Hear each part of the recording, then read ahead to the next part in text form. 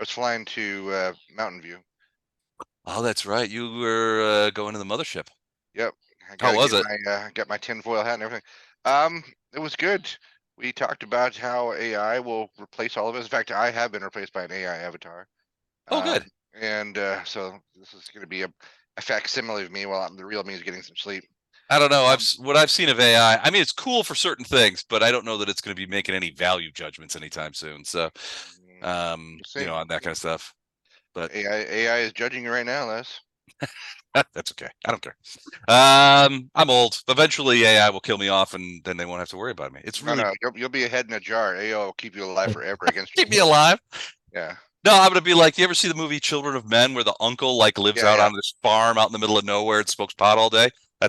That's the job I'm looking to get. This guy. Yeah. So, You gonna so farms a pot all day. Where are we at on Tewfik World? Yeah. all right, so Tuvik. So last time, a couple of interesting things happened. So you guys finally decided that that's where you guys are going to go, rather than make a run for it, which you suspected that the guys who were after you would expect. You guys made a teenier run for it and popped over to Tuvik with some of the stolen goods, and basically called down to Tuvik and said, "Hey, we've got another load of stuff for you. It's like farm animals and first aid, and pharmaceuticals, like standard over-the-counter pharmaceuticals, and made a deal with these guys, and they're like, we'll take all of that. So the problem is that there's like 80 tons of it and in your hold, and you can't land the gin and tonic in a gravity well, right? Because it's just not designed for that. It'll break apart under No, the right. stresses. So basically, what you had to do is you came up with an idea to get the cargo down using the slice of lime. The problem is that the slice of lime's cargo bay is like 2 tons. You can get like 2 tons in there at a time. So even running almost constantly. So it was going to take like what we say 11 days, something like that, to get all the cargo down. So in the meantime, there's basically the crew split up. You've got Bishop, who stayed on the Bishop and Captain Black, who stayed on the ship, and then Dr. Wagner, Tam, and Mallory were sort of working with the thing, but largely it was being automated. Bishop had run some stuff. Bishop and Jin were using we're doing using autoloaders and basically running the slice of lime on remote control and doing a lot of the work, while the rest of you were sort of were sort of planet side, hobnobbing with the short and shameless. So you guys got maybe a week into this, right? Where you're down, you're getting the cargo down, everybody's happy, you guys are having a good time, when a Jin informs Bishop and Captain Black that there's a ship entering the Tewfik system, and it was one that you guys didn't immediately identify, but it basically pops in. So one of the things, first thing that Bishop did was or Bishop and Captain Black did, was they essentially put Tewfik, the planet, in between yourselves and the incoming ship. So the incoming ship had jumped in and was at a Lagrange point, because that's where you jump into the system, and it was sort of steaming on fusion drive into the system. And what you guys did was sort of get behind the planet to make it more difficult to see you on scanners, but not impossible. Ultimately, I think Jin came up with an idea that it was going to be plus or minus 36 hours before it was a 50% chance that you guys would be detected. But the ship that came in system, it didn't go into orbit around Tewfik. Instead, it came up about 2 or 3 light hours away, a couple of astronomical units away, and deployed a couple of very small shuttles, much smaller than the gin and tonic, suitable for holding 2, 3, 4 people at most, and having a limited environmental capabilities. They deployed those, and these dropped into Tewfik's gravity well. And as you guys passed over it, you guys had dropped some drones out and took some pictures, and saw that they had actually deployed onto the shuttle pad, the only place in Tewfik that's even remotely set up for shuttles to land. These two gravity gravity rafts basically deploy there. You can see them. These are the purple sort of grav. So they basically, as you guys were made your pass, and the drone cameras basically came back, the telemetry came back, and basically said, look, these two things have landed on or near the pad, and they've disgorged a couple of people, essentially, who were sort of like hovering around. I mean, you guys looked at them you guys were able to get the telemetry and infrared, and you could see that there was a couple, it was like 4 or 5 people who had essentially gotten out of these things and were sort of like deployed around the platform. Some of them only, which you guys, the infrared made it quite visible, were deployed in the little copses of trees that sort of were on the edges of the platform, sort of like hiding. And but they hadn't moved towards the city. They hadn't done anything like that. So Tam and Mallory and Wagner decided to jump in the shuttle and get a closer look. So they guys landed on the platform. And got out and were immediately confronted by people with guns. And basically they were like, look, here's what's going to happen. We're going to get into the slice of lime with you. You're going to fly back up to the Gin and Tonic, and we're going to have a conversation with you guys and your captain about some things we need to talk to you about. And there was a lot of braggadocio style banter going bro, on. you want to go, bro? Yeah, you want to go? There was a disagreement. There was a disagreement, which largely Tam started, and so Tam went out there, got into an argument with somebody with a gun, and then ran back into the ship, yelling to Mallory, "Shoot her, shoot her!" We've got a disagreement, which Mallory did. He shot her pretty much right in the chest. Shot her well. Yeah, threw her back. Wagner deployed his cryo gun, blasted her, so she's half frozen over there, sitting on her ass in the thing. She's frozen to the ground.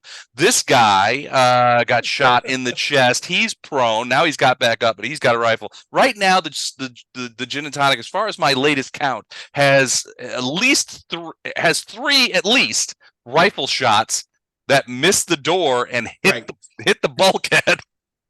So none of that has gone in. But at the very end of last, I like this guy. What happened to him? He got he was in the back, and we put. You turned on the engines, yeah, and blasted him with engine thing. So he got roasted. So out of the trees came a Kazinti, and So they left. So in response to the gunshots, Tam lifts the slice of lime off the bulkhead. So right now it's about 3 or more like 5 to 6 meters off the ground. It's about 20 feet up. Right. And up off the platform and just hovering there in its own graviton field. And basically what happened is coming running out of the trees came a Kazinti. Leaped up to try and jump into the Gin and Tonics, the open bay doors, because Mallory was still the cat type, right? Like humanoid. Yeah, Okay. from tiger, like a humanoid, like a 7.5 foot tall humanoid tiger. Our buddy Seven Tide hates, right? Right. So yeah, there's a whole thing there. So the Affront and the Kazinti have 2 problems that make them vicious enemies. One is that their systems, they have 3 problems. One, both societies are expansionist and militaristic, right? So, and this leads into number 2 problem, which is that the systems that they control are, from a galactic standpoint, quite close together. Which means that they were going to end up meeting. And the third problem, and probably the biggest problem, is that the Affront and the Kazinti are a lot alike, in that they love to kill. They enjoy murder. They like murdering their enemies, and they're both pretty good at it. So, putting these 2 next to each other is sort of, the galactic joke, right? That was, it's like, well, why don't we put, these dingoes and these babies in the same room? That kind of thing. Give the babies a flamethrower. Give the babies flamethrowers. So yeah, Kazintis are 7.5 feet tall. And obviously, from a genetic standpoint, they are descended from what would be loosely considered tigers, now a tiger analog. So yeah, they look like tigers, only they're humanoid and If the essentially. tiger banged a predator, as I recall, right? Yeah, exactly. That's what they look like. Well, this one comes running out and tries to leap into the open door of the slice of lime onto Mallory, who's still in the open door of the slice of lime, firing his shotgun at people. This thing leaps out, jumps up, I think stabbed you once, but then missed the ability to get jumping in, Right. sort of just like stab you, and then now it's underneath the shuttle. Sort of hold on, let's see. Land. So here he is. Bridal Busters, yeah. Did that not work? I can see him. He's in the shuttle, but I see him. Hold on a second. There we go. So that's kind of what he looks like. So imagine this guy about 7.5 feet tall with a plasma sword. Who's a pretty kitty? Big. So he tried to basically run Mallory through and get into the slice of lime as it was taking off, but missed, and now he's underneath the ship, and quite angry. Okay. I wasn't here last time. How do you want me to play it, Les? Am I on the ship? Am I? As I recall, I told you I was going to find the next Mrs. X Weber Jix on this planet. Okay. I honestly, that's up to you. I'm okay with whatever you guys choose. So you guys, I mean, you guys may want to decide as a group where Weber is, but I'm okay either way. You tell me. You want me to be on board to be firing away? You want me to be coming back in a golf cart or a buggy or something from my my tryst away with a wee lass, or you want me to be on the ship in my quarters having some Pappy Van Fiddick or whatever this is here. We wouldn't have needed you on the ship. So the only thing that would have kept you there is if you just didn't feel like going down. No, I was definitely down. I remember coming down with you guys. Remember, I think I'm the fixer, right? I'm there to Yeah. fix over with To the make things work. People. I stayed on the ship so that somebody could still pilot it that was on it. So yeah, I'm but it's a good thing still up apparently. on the G&T. All right, so you've got. So when we get started here, we'll start sort of in flagrante delicto. I'll need an initiative roll from you at some point, Weber. But you've got what state of address I'm in and how long it takes me to get there, and flagrante delicto. Okay, go ahead. You were saying. Well, you've got, so there's a couple of things that are sort of confronting you. Obviously, well, you know that these people on the platform that you guys have been fighting with came from that ship. Yeah, if I'd known, like we have communication on this planet, right? It's not like you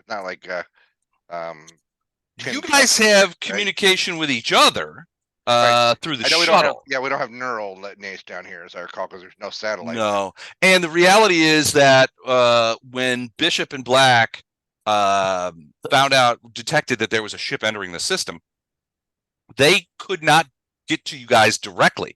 There's a very sort of, how do I put this, rudimentary sort of ham radio setup that essentially is the only communication method on planet that's strong enough to reach orbit. There's a radar Riley Hobbit over there working the radio. Yeah, it's not great. When you guys came into system and went into orbit around Tewfik and began hailing them, it took them a little while to sort of answer the phone. Because they're not used to, they weren't expecting you guys. Nobody's, the reality is they're not necessarily monitoring the big telephone. Did we tell anybody we were here, just by the way? Because I'm wondering, how did they get here? I mean, it's relatively fast in galactic terms to show up on the scene and have a pretty good beat. They may not be here directly for us. It looks like this may have something else going on. Well, now that's not true, because they did mention, so they mentioned before the shooting started, when Tam was talking with Becky, Becky basically said, we're going to board the slice of lime. You're going to take us back up to the gin and tonic, and we have to have a conversation with Captain Black. She mentioned you by name. Right. So is Becky the smoldering pile of rubble on the dock over here? No. That's a different guy. She's not dead yet, but she has been shot a couple of times by a shotgun. This And is frozen. Becky. This is Becky over here. And she's frozen to the bushes at this And time. she's cryogenically frozen to like a log in the ground over there because of Dr. Wagner shot her with a blob of cryogenic fluid. I see her now. But that's Becky over there. And then this guy,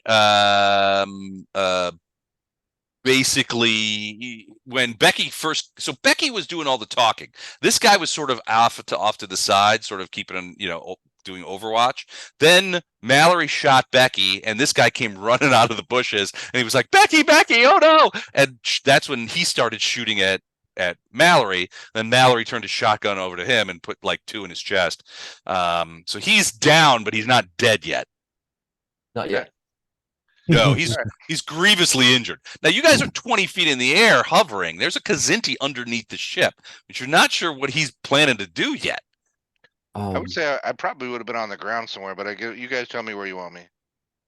I would say I'd be probably coming in on a buggy or a golf cart or whatever they have on the planet. Well, so wait a second. What had happened was when Bishop and Black called the planet and said, "Tell our guys to come back up," and all you guys who were on planet went to the platform, got in the slice of lime, and then went.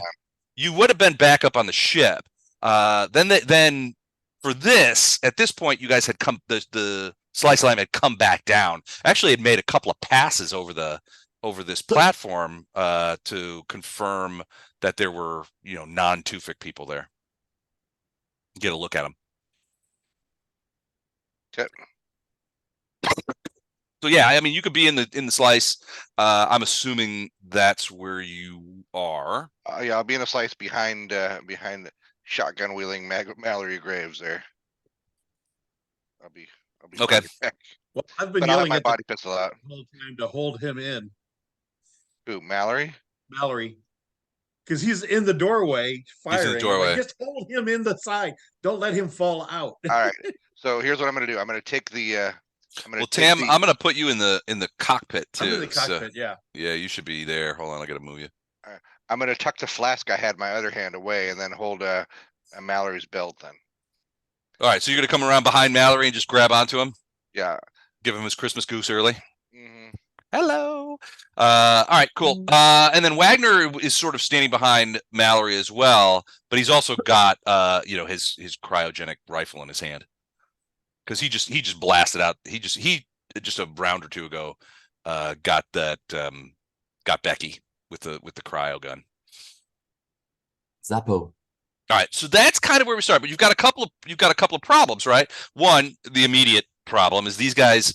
They know your names, they know your ship. So, I mean, to your point, Dan, I think the idea that they're here for some other purpose and this is all just sort of a big misunderstanding is probably not, because when they came in, they flew into system, stopped short. They did not. Their ship did not go into orbit around Tewfik.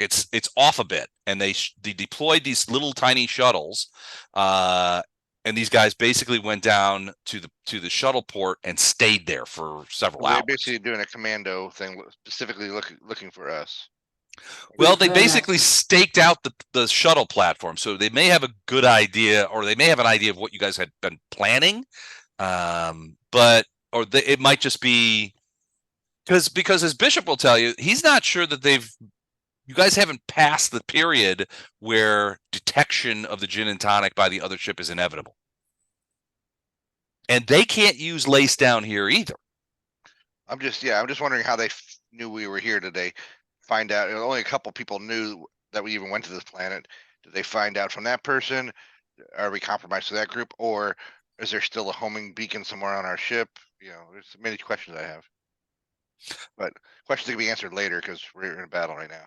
Bishop asked something similar last time, if I recall correctly, and Chuck, correct me if I'm wrong, but I think you asked me if Jin could determine whether or not the opposing ship could detect you, had seen you, and I think if I recall correctly, my answer was that yes, Jin would be able to detect those those waveforms and has not yet. So it's possible, at least to Jin's opinion, that the ship that's in space has not detected the gin and tonic yet. Because if I recall correctly, Bishop, you said that you were gonna break out of geosync and continue to or stay in geosync. Well, no, you were gonna break out of geosync and stay vector stationary over to keep the other ship and in between you and or you keep the planet in between you and the other ship. Is that correct? Yeah. I Okay. mean, that was all sort of pursuant to the orders of the captain, but that would be my suggestion. And that can keep them from being able to see us as long as possible. But to Weber's point, they came sort of rolling in here and sent these people down to the planet's surface, knowing our names. As you know, they're basically bounty hunters. So the other question is, at this point, can Jin scan to see if there is any tracking signal emanating from us Sure. Absolutely, you can. that would have notified a ship what system we're in from a distance? Mm-hmm. Check those tiger penises again. Yeah, there's some sketchy stuff in them. Right. I'm not touching the tiger penises. Well, when Jin discovered that Kyiv had that tracking device on him, Right. Jin will tell you that he did some ship-wide scans that included the slice of lime, and did not discover any other power sources that would be of a similar nature. Okay. That were unexplained. So as far as Jin knows, there's no other trackers that are not your own stuff. Yeah, and that tracker was taken out of Kyiv prior to us exiting jump space. And disabled, right? So yeah, it was disabled. So whoever these guys are, they didn't find you guys because they were tracking Kyiv. Okay. I like to think of that surgery as the Monty Python and Meaning of Life or whatever, where they they come in for the kidney donor or whatever, the liver donor, and I'm using it. Yeah, and they just take him down. There's blood splashing all over the background while he's singing about the beauty of life or whatever. I'm still using it. But I'm still using it. All right. All right, so that's where we stand. You guys don't think the other ship has detected you guys yet because of the sort of maneuvering that you've done up in space. So they don't think that they've detected the gin and tonic. These guys though, so they were down on planet side for a couple of hours before you guys flew down, and you were able to make a couple of passes over them, sort of in high orbit in the slice, and get a better look at them and sort of get an idea of where they were. You're not sure who these guys are, but they do have an Ursae with them. So I don't know if you can see him, but he's over. You guys can't see him from the slice. Can't see him, but he's over here. He's right here, yeah. They got an Ursae and Kazinti. It's like the United Colors of Benetton up in here. I know it. We gotta get a jellyfish in here. They even got what is it? What are these guys? The sand guys? Yeah. So they got this guy. So who knows what he is? I want to play like these guys. I want to be on this guy's team. They must have amazing Well, parties. I would have been, but they started shooting at us. Well, now wait a second. They didn't start shooting at you. You ran backwards and yelled, "Shoot her! Shoot her!" And then pointed you a gun guys at me first. Well, she had a gun, yeah. If we shot everybody who pointed a gun at you, we'd be here all day long. It's a long list by now. We have shot everyone that's pointed a gun at All me. right, that is fair. That is fair. No. We're still standing. Yep. All right, so Weber, give me an initiative roll before we pop back in. All right, the old Anish. All right. Sorry, I got your sand person stuff here. Remind me, I'm writing 2d6 in this game. No, D20. So this would be Right. essentially initiative is D20. It's a speed check, right? So if you have hold on, let me look at your character sheet. I should probably crack that open sometime. All right, you have edge and intellect, so you do not have edge and speed. But what you can do is you can burn like everything in this game. You can burn speed points to give yourself bonuses in the same manner that you would burn speed points to reduce DC. I'm gonna use them in other parts of this battle, I'm sure. So I'm just gonna roll. Okay. Here we go. Look at this piece of crap. Wow. Oh. Wow. Natural 20. First I roll of the night. It's a I natural 20. I pull my can't believe it. body pistol out. I spin it around a few times, reholster it, unload it, reload it. I'm ready. All right, so you're going to be going right That's- after Becky. I'm as fast as a Cisco kid. There's a blast from the past. The Cisco kid. Hey Cisco. And that Hey should be- Pancho. Hey, Pancho. All right. So other questions, comments before we jump back into this this combat that we have going on? No, I think you've answered all my questions. Please bring on our victims. All right, They're sir. there. I'd like to remind okay. everybody I have a modified body pistol, so my ability to shoot people from a moving platform at altitude, minimal. All right. So I just want to point out, and I'm going to draw it on here so that we Just know. unload if anyone gets on board the shuttle. Yeah, that's my plan. If I see some Kazenti claws hanging Yeah. on the edge, I'm gonna blow them off one by one. So I'm just gonna mark this door here in yellow. You guys see that? No. Yes. I see it. It Okay. just showed up. There is see that. another door egress right over by where Weber is standing over this wing. Closed. Yeah, that's closed. Can you see that? I think Weber's in the way. Hold on. There's some other bar that's in the way. There you go. Can you see that? Okay. Yeah. There's the other outside door, but it is closed and sealed. So Weber, theoretically you could open that and just like take some pot shots. But that would be good. Anyway, what this guy is gonna do is he is going to come around over. Weber, if you open that door, they can also shoot at you. So Yeah, I'm not incentivized by Les's why don't you open the door and see what's out yeah. there? There's a very angry cat person that'd like to leap up and rip your face off. Uh-oh. Okay, there we go. All right, that guy's gonna go over there, and he. That engine's hot. Yeah, it is. It's about to. If I have my way, it's about to become much hotter because he has a grenade in his hand. Oh shit. I was about to say we gotta get altitude now. So he's. Well, I don't think you guys know that guy's there. No, we don't. I mean, I think you guys know that he's somewhere, but I don't know that you guys can see him. Anyway, he's Right. gonna throw a grenade. So at the engine. Really? Yeah, he is. So hold on a second. Let me get in here. I didn't have his thing open. Hold on. Where are you? Okay, hold on a sec.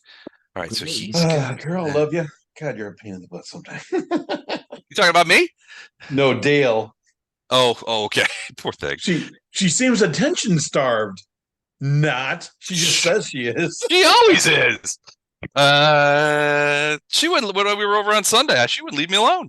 I know. I'm assuming we're talking about a pet, not a family member. Yeah, no, Oh, it's no, it's a his family dog. member. Oh, Family hi, puppy.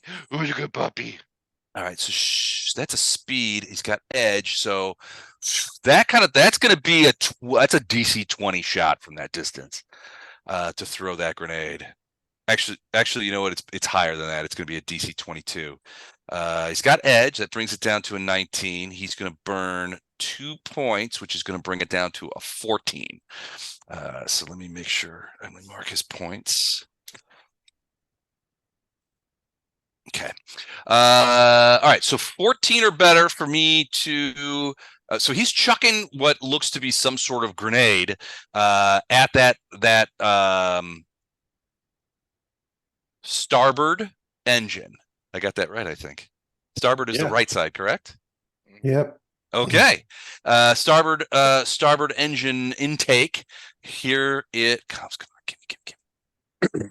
Oh no! Okay, so it bounces off. It was close. It bounces off, and It's him. it doesn't hit him.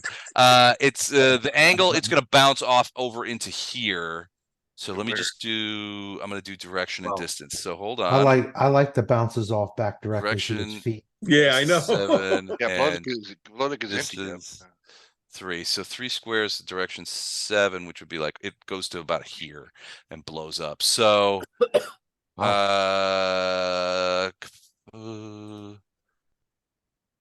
He learned a valuable lesson. Once the pin is out, Mr. Hand Grenade is no longer your friend. Yeah. That's not what I want. Hold on a sec. Here we go. Oh, this is what I want.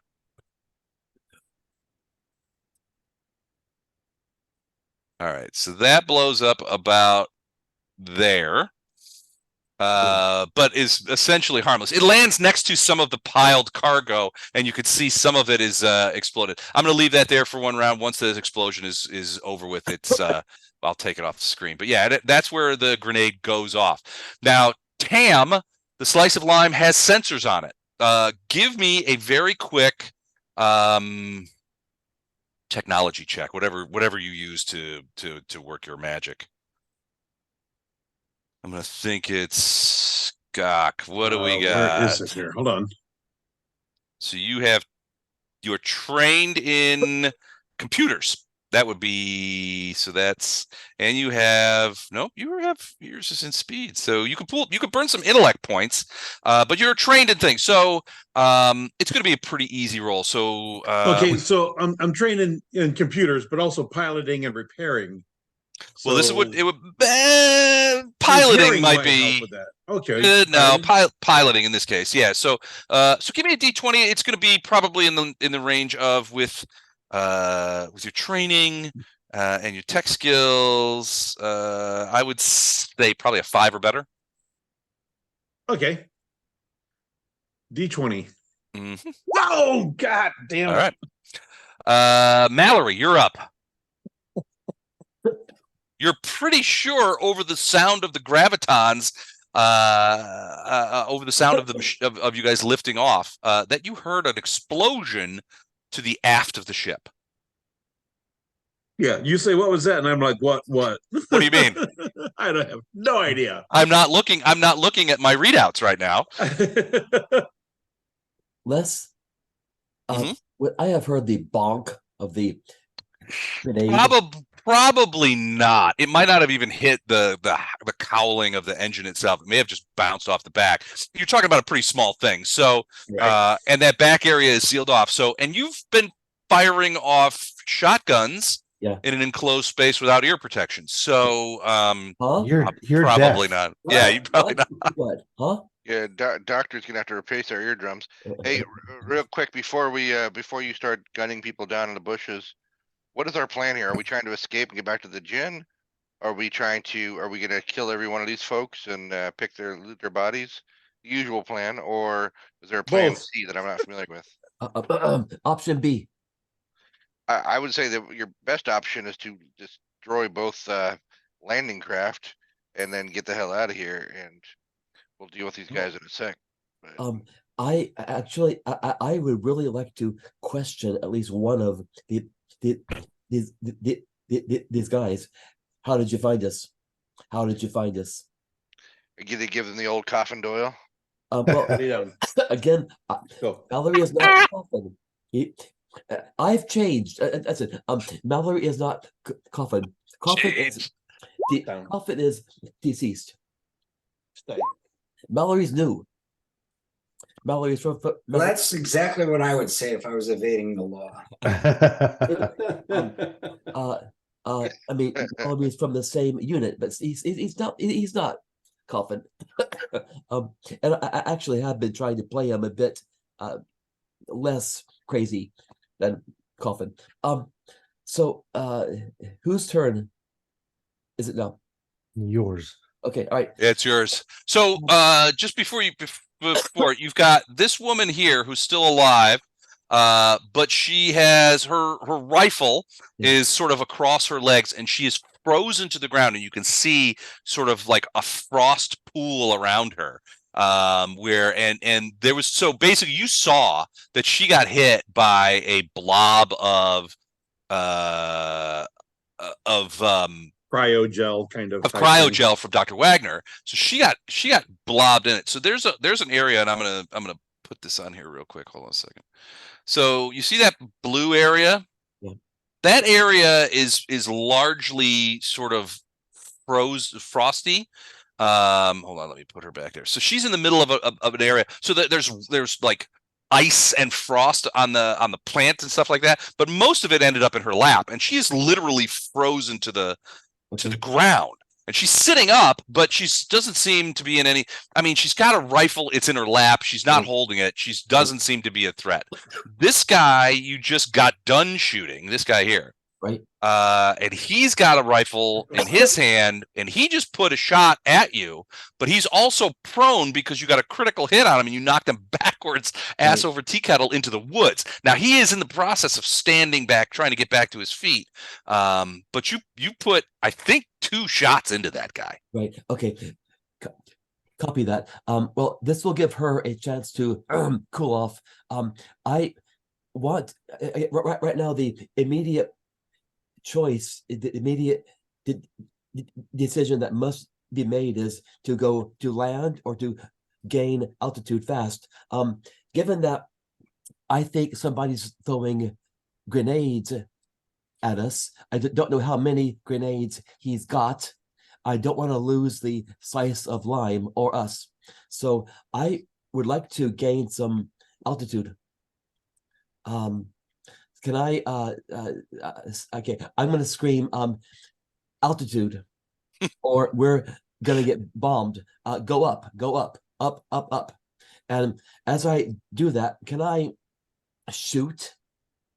Like I'm hanging out. Yeah, you can yell and shoot at the same time, and you can feel that Weber's got a hold of your belt, so you're not in any danger of falling out. All right, great. I'm going to scream, go up, and I'm screaming, go up fast, go up a lot, because we don't have any. I don't think the slice of lime has any defense. No. All right, then we're sitting ducks. We gotta go up, or we're gonna get shot down, and then we'll die. So go up fast, please. Go up. I'm screaming, go up. And can I, at the same time, aim at this guy here? Which guy? That chap. Yeah, you can aim at him. He's on the ground, so there's it's a little bit harder for you to hit him. He hasn't stood back up yet, and he's kind of coming out of the bushes that you knocked him into. But yeah, you can take a shot at him. This is not the first time I've done this, so I'm going to aim at him carefully and gently pull the trigger of my automatic quad shotgun. Okay, so 4 shots on the shotgun. I think, and now the DCs are going to get progressively worse because you're just like boom, boom, boom, boom. So you'll start off with 20, then 22, then 24, then 26 on the 4th shot. Now you have a variety of benefits in this regard when it comes to guns. So you're firing out you're firing out with the port side door. Port side. Okay. Yes, sir. I was thinking you were firing out the back. My bad. Okay. I am practiced. I'm gonna get closer to you to hold on to your back there. That's what I'm at. Yeah, Les, would it be helpful if I copy my stats to the window?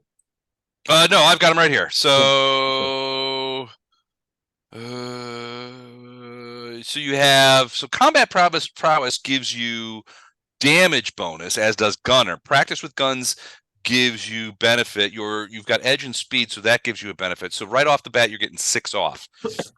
So off the 20, that brings it down to a 14. I'm looking to see if there's anything else in there.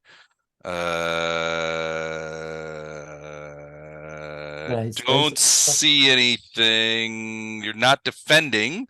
Right. So yeah, so you're at 14 now without burning any speed points. You've got 10 speed points left, which you can, so the first one is 3, and then additional ones afterwards are 2 each to take it off. So if you burn a speed point, that'll take it down to 11. If you burn 2 speed points, it takes it down to 9. Yes, sir. I will, since I'm shooting 4 times, I will burn 2 speed points. Okay, so keep in mind that you burn points for the round, not for the shot. Copy. Okay, so that -5 is going to count for each shot. So you're bringing it down to 9, so that your first shot will be 9, then 11, then 13, then 15.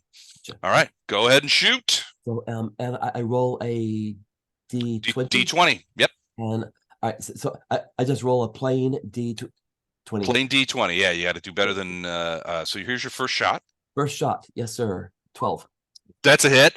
All right. You want to just do all the shots and then do all the damage because it might end him. Shots first. Okay. Miss. 9 is a miss. Third Um, shot is a 5. miss. Ooh, so 1 hit. So It did get progressively worse. It did get progressively worse. So you got 1 hit. You do D6 plus 2 damage with the shotgun. D6 plus 2. All right. Yep. Advanced roller. Give me my D6. Roll well now because it'll finish him off. Finish him. And really? Wow. Ooh, okay. So That that is- did not finish him off, but it throws him. It thwarts his ability to. It sets him back down on his ass. So he's back down to prone. He's you can hear him kind of like and you could also hear Becky sort of like, oh no, not you, no, don't leave him be. Oh, look. We're Okay. trying to let you live. We've only hit you once for minimum damage. Surrender. I mean, my first inclination was Make it to sound like it was on land purpose. the ship on him, capture her. Well, blast keep in off. mind there's a Kazinti directly under the ship. Oh, there's still one there. He's still down there. Oh, He's directly behind, below you, buddy. are we gaining altitude? Not yet. Somebody hit the gas, please. right, I hear you. I'm piloting. It's waiting my turn. I'm listening. Great. All right. Becky is frozen to the thing. So she is going to try and detach herself from the ground. Worst game of freeze tag ever for her. So she's. So I'm going to say, Andrew, Dr. Wagner didn't get a crit on her with that. It was just a regular hit, right? I don't remember. I'm sorry. Okay. All right. So she is going to try that. None of those help her. All right. So she's going to burn 2 points of might to try and rip herself free from the ground. I think this is a cryogenic freezing, and in her wounded state, this is a DC 20, which this is a DC 20 check, which she has edge and might, so she's going to use that.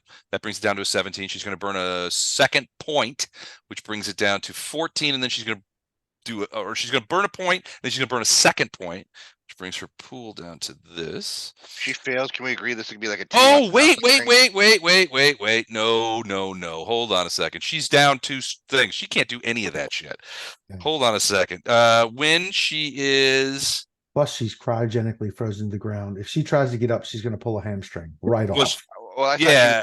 I thought she was gonna break apart like a T1000 and Terminator 2, right? It hits Yeah. with the cold Well- freeze and then blows apart.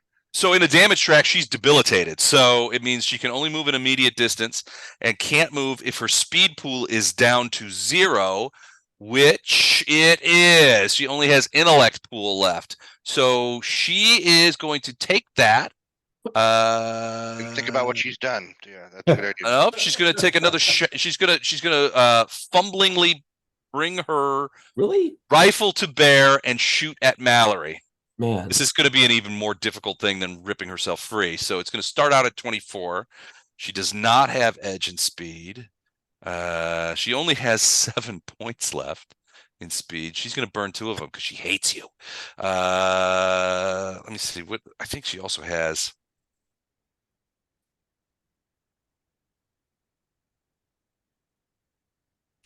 She has the vengeful skill, which means the fires of hatred make her an imposing figure. She's trained in any task that involves intimidation, threats, or inflicting pain through torture. She's being tortured, but she wants to kill you. So I'm going to give her that bonus. 21, burn a point of speed. Bring it down to 6. To make it an 18. 18, that bullet hits you, Mallory. I'm feeling lucky. And I was feeling wrong. So another bullet smashes into the side of the slice of lime. Jeez. Okay. Captain Black, are you on our initiative track? I don't think you are. I'm not down there. You're with but Bishop's on the initiative track because some of That's because I took remote control of the shuttle. That's right.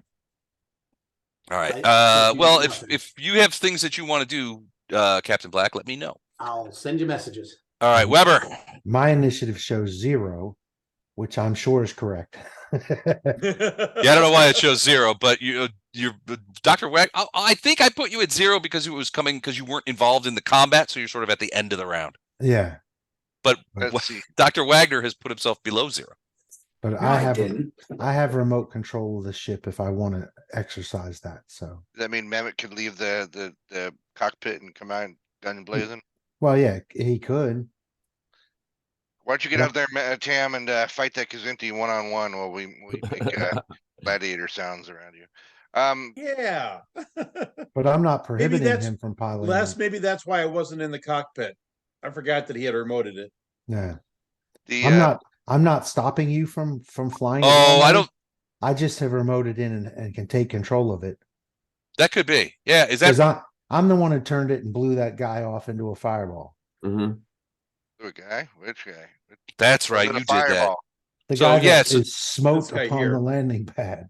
Yeah, Oh. he turned on the starboard engine and blasted him with the engine feedback. I gotta say, that's a golf clap of ingenuity right there. I like it. Mhm. I like it. So per Tam's request, I'm holding on to Mallory so he doesn't follow the door, but after he's now fired the shotgun like a half dozen times inside an enclosed space, I'm thinking about booting him out with my foot. Sorry. Just- No, he's got the barrel outside the door. Otherwise, he would have flashbanged all of you. I don't. So if I'm holding him with one hand, I'm assuming my other hand is probably holding onto The something pistol. else. So, yeah. Or is there a shot I can take cleanly here? I see Dr. Wagner basically standing on top of me too. So I'm not. Yeah, I don't know. You'd have to step up into the doorway probably to get a shot. Because remember, this guy is lying. Well, not lying down, but he's sitting down, and he's 20 feet below the ship. So yeah, I don't know that you would be able to see him. I mean, it's possible, I guess. Give me Can I try intimidation instead of like surrender now? you want to try fast talk on him? Is like this is all a big misunderstanding. No, big understanding. Like we have the high ground, Anakin. Don't try it. Come on, that was a good one. That was That a pretty was- good was a one. good I'm one. sorry, That was a it good was one. mid-step though. I mean, you could try to convince him. I mean, he's going to be hard to convince, and here's why: because it's obvious that Becky is his girl, and Mallory He's- has put the he's not shotgun in- blast. He's not in charge either. So She's not dead. Well, I can There's shout a- at there's a Dorothy. feather. Is it Becky, not Dorothy? I was going with surrender Dorothy, but it's Becky is her name, right? Surrender, Becky. Surrender Becky. All right, what do I got to roll? that's the I same got ring. I know I got fast talk skill list, but I don't have my character sheet. I was looking for it. So you have fast talk, which you burn an intellect point, and basically, so I don't think this is going to be viable here because in the first sentence it says, "When speaking with an intelligent creature who can understand you and isn't hostile, you convince that creature to take a reasonable action next round." I think this guy counts as hostile. All right, so there's not a de-escalation one here. Okay. You are trained in persuading and deception. All right. Well, So if you could come up with something like that, and you want to try that and try and deceive this guy, there's certainly a chance. like, how about you put down your guns and we don't kill everybody on the landing bed? That seems convincing, right? That seems genuine. Was that Yeah. persuasion? That was persuasion, mostly deception, because I'm not sure we can kill 7 foot. But All right. So I'm gonna. That's gonna be a tough roll. So you are trained in deception. So I'm gonna say it's a 25. Trained in deception brings it down to a 22. You're gonna have to burn some you've got intellect, which gives you edge. That takes it down to 19. You've got, according to what I'm looking at here, you've got 15. You haven't burned any intellect points, so you have 15 intellect points that you can burn. So if you burn 2 points, you get 5 points off your roll, which will bring it down to a 14. I'm gonna do that. All right. So your I'd like to pool point of out, intellect. this is what's gonna happen when you guys kill Becky, right? We're gonna come down. You're gonna be looting her body, and you're gonna find a little piece of paper folded in her top pocket. You're gonna unfold it, and it's gonna be a little crayon drawing that says, "Have a good day at work, mommy."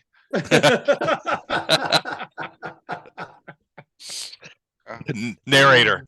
She did not have a good day Yeah, at work. mommy did not. Yeah, mommy did not have a good day at work. Mommy did not have a good day at work. All right, so There we you're go. yelling out. So 14 or better, you need to. I don't know if you do that. No, Oh no, he's not persuaded. He's like, screw you, Weberjacks. Actually, he doesn't know your name, but He doesn't even know my name. Kill him a lot. No. screw you. Then he fires off. You know, he's going to fire off some more shots. All right, then I'll use Coffin, or sorry, Mallory Okay, Graves as my Everyone my but human Les, shield, and refresh your screen Why? What happened? to get better rolls. Oh, okay. Yeah. Hey, all right. So that it for you, Weber? You yell out. You're holding on to thing? Are you doing anything else? You're I not don't think I- shooting, right? yeah, I'm not shooting. Okay. All right. Then it is my turn. So he is going to stand up and take careful aim. I'd like to point out that I'm directly behind Dr. Wagner and Mr. Graves here. Oh, this is definitely a Mallory. Mallory shot his friend, shot him. He's trying to kill him. Problem is, he is grievously wounded. He's bleeding from a dozen pellet Yeah. holes. And is trying to sort of steady this rifle. You know, it's not working, you know, that kind of thing. So he's going to have. So it's going to start out with so Mallory, you're not injured, right? Nobody's hit you yet. All right. So that shot was a 20 for you. It's going to be a 25 for him. Okay. And he is going to hold on. Let me check his stats. Be right back, guys. Control your breathing, control your heart rate. Except if he holds his breath too long, he's going to pass out. Why So is he he's good- shooting at He's me? got extra edge. For Practiced. lack of blood. My job. He's gunner and is practiced with guns. So Mm. he gets so that's 2 right there, and he has 15. Oh no, he doesn't. He doesn't have. Oh wait, he's also debilitated, which means he can only Yeah. take. So he can only do. All right. Can he?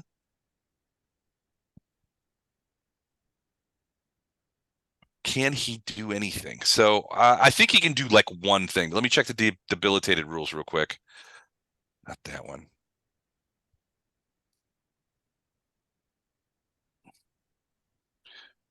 The difficulty. Okay, hold on. That's wrong.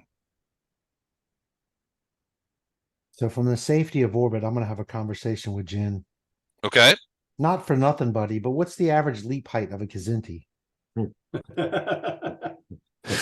Some Kazintis are known to have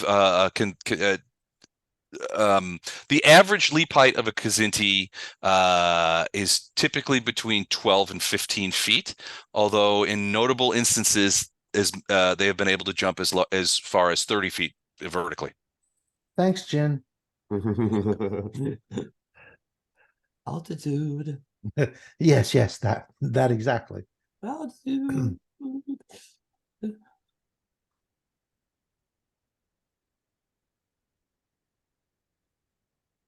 Okay, hold on. Let's check this. Well, it doesn't look like he's on the list. So I think I have initiative over the Kazinti. He is on the list. This is him right here. He's right. He's between this guy. He comes right after this guy, Tam, and then Tam. This is him right here. What's him right where? He's right. You're looking at the turn order where it shows the guy that has 19. Oh, okay. He's there the he kitty is. cat that has 16. Okay. Okay. Okay, hold on. Why can't I Well, find this? hopefully he's not the Olympic athlete Kazinti because we're above their average leap range. All right. Debilitated is critically injured state. A debilitated character may not take any actions other than to move no more than an immediate distance. If the debilitated character's speed pool is 0, they can't move at all. Okay, so he can't move and he can't shoot. So, he still has some speed. His speed pool still has 6 points. So he's going to move. He's going to crawl. Well, he's going to crawl towards Becky because true love exists. But that means, Mallory, he's coming right across your field of vision if you want to do them. But that's what he's going to do. So, all right. The Kazinti is getting out from under the ship. So he's going to run out No, he's not. He's going to run out this way. Um,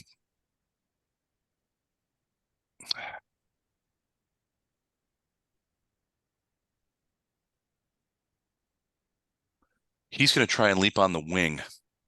He's going to run out and try and leap on the wing of the thing. You guys are 20 feet up. That's within his range. It's going to be tough, though. He's running and jumping up there, and he's got a plasma sword in his hand.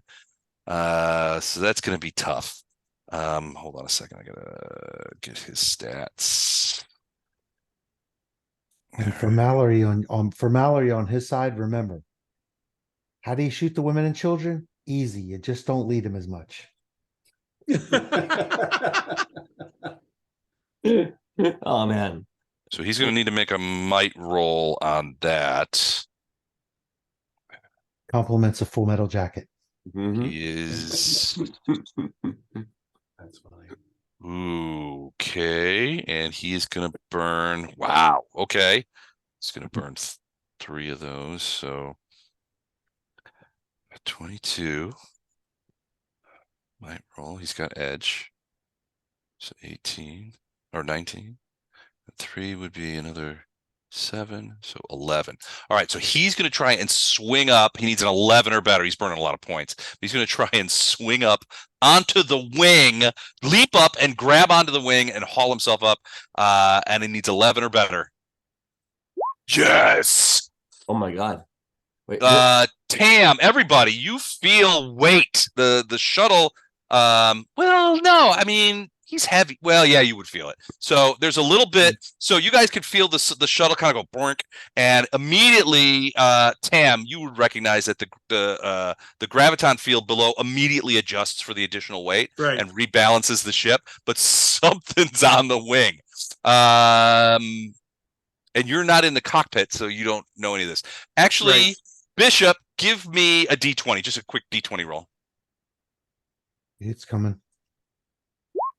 All right, 9. All right, so a couple of things. So you're actually controlling the slice of lime from orbit right now, Right. and a couple of things that as you're looking at the readouts that you need to know about.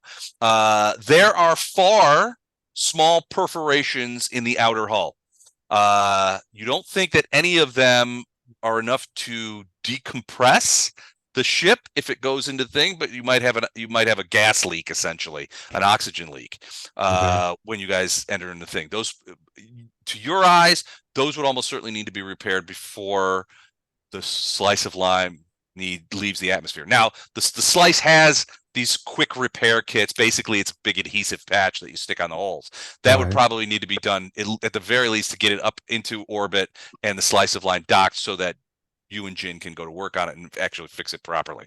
There's also, you just got another 500 pounds of mass has now somehow attached itself to the ship, specifically in the wing.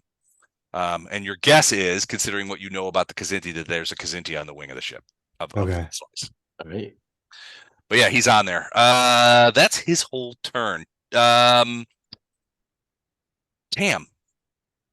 Wow. Wow. Wow. You And know, I can communicate with them, right? Mm-hmm. Yes, but it's on the radio on the slice. It's not by lace. right, but it's Right. on the radio on the slice, right? So if I tell them, it'll come out of the radio, and they may or may not hear it because they're not in the cockpit. Is that right?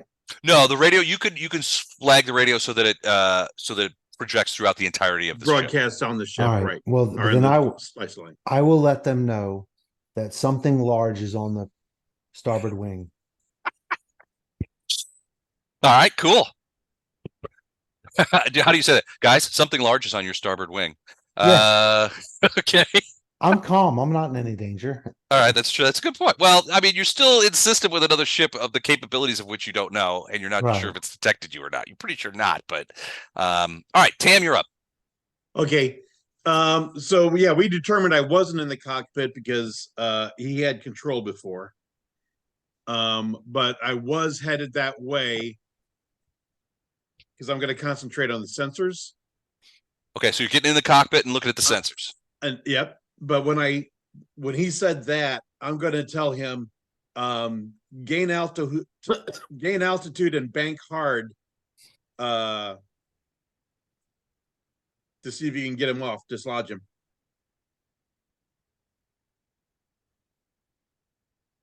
You say that to I broadcast that back to Bishop and Black. Okay. Yeah, copy that. All right. And I'm going to go ahead and look at the sensors. What do I get from readings on the sensors? Give me a quick D20.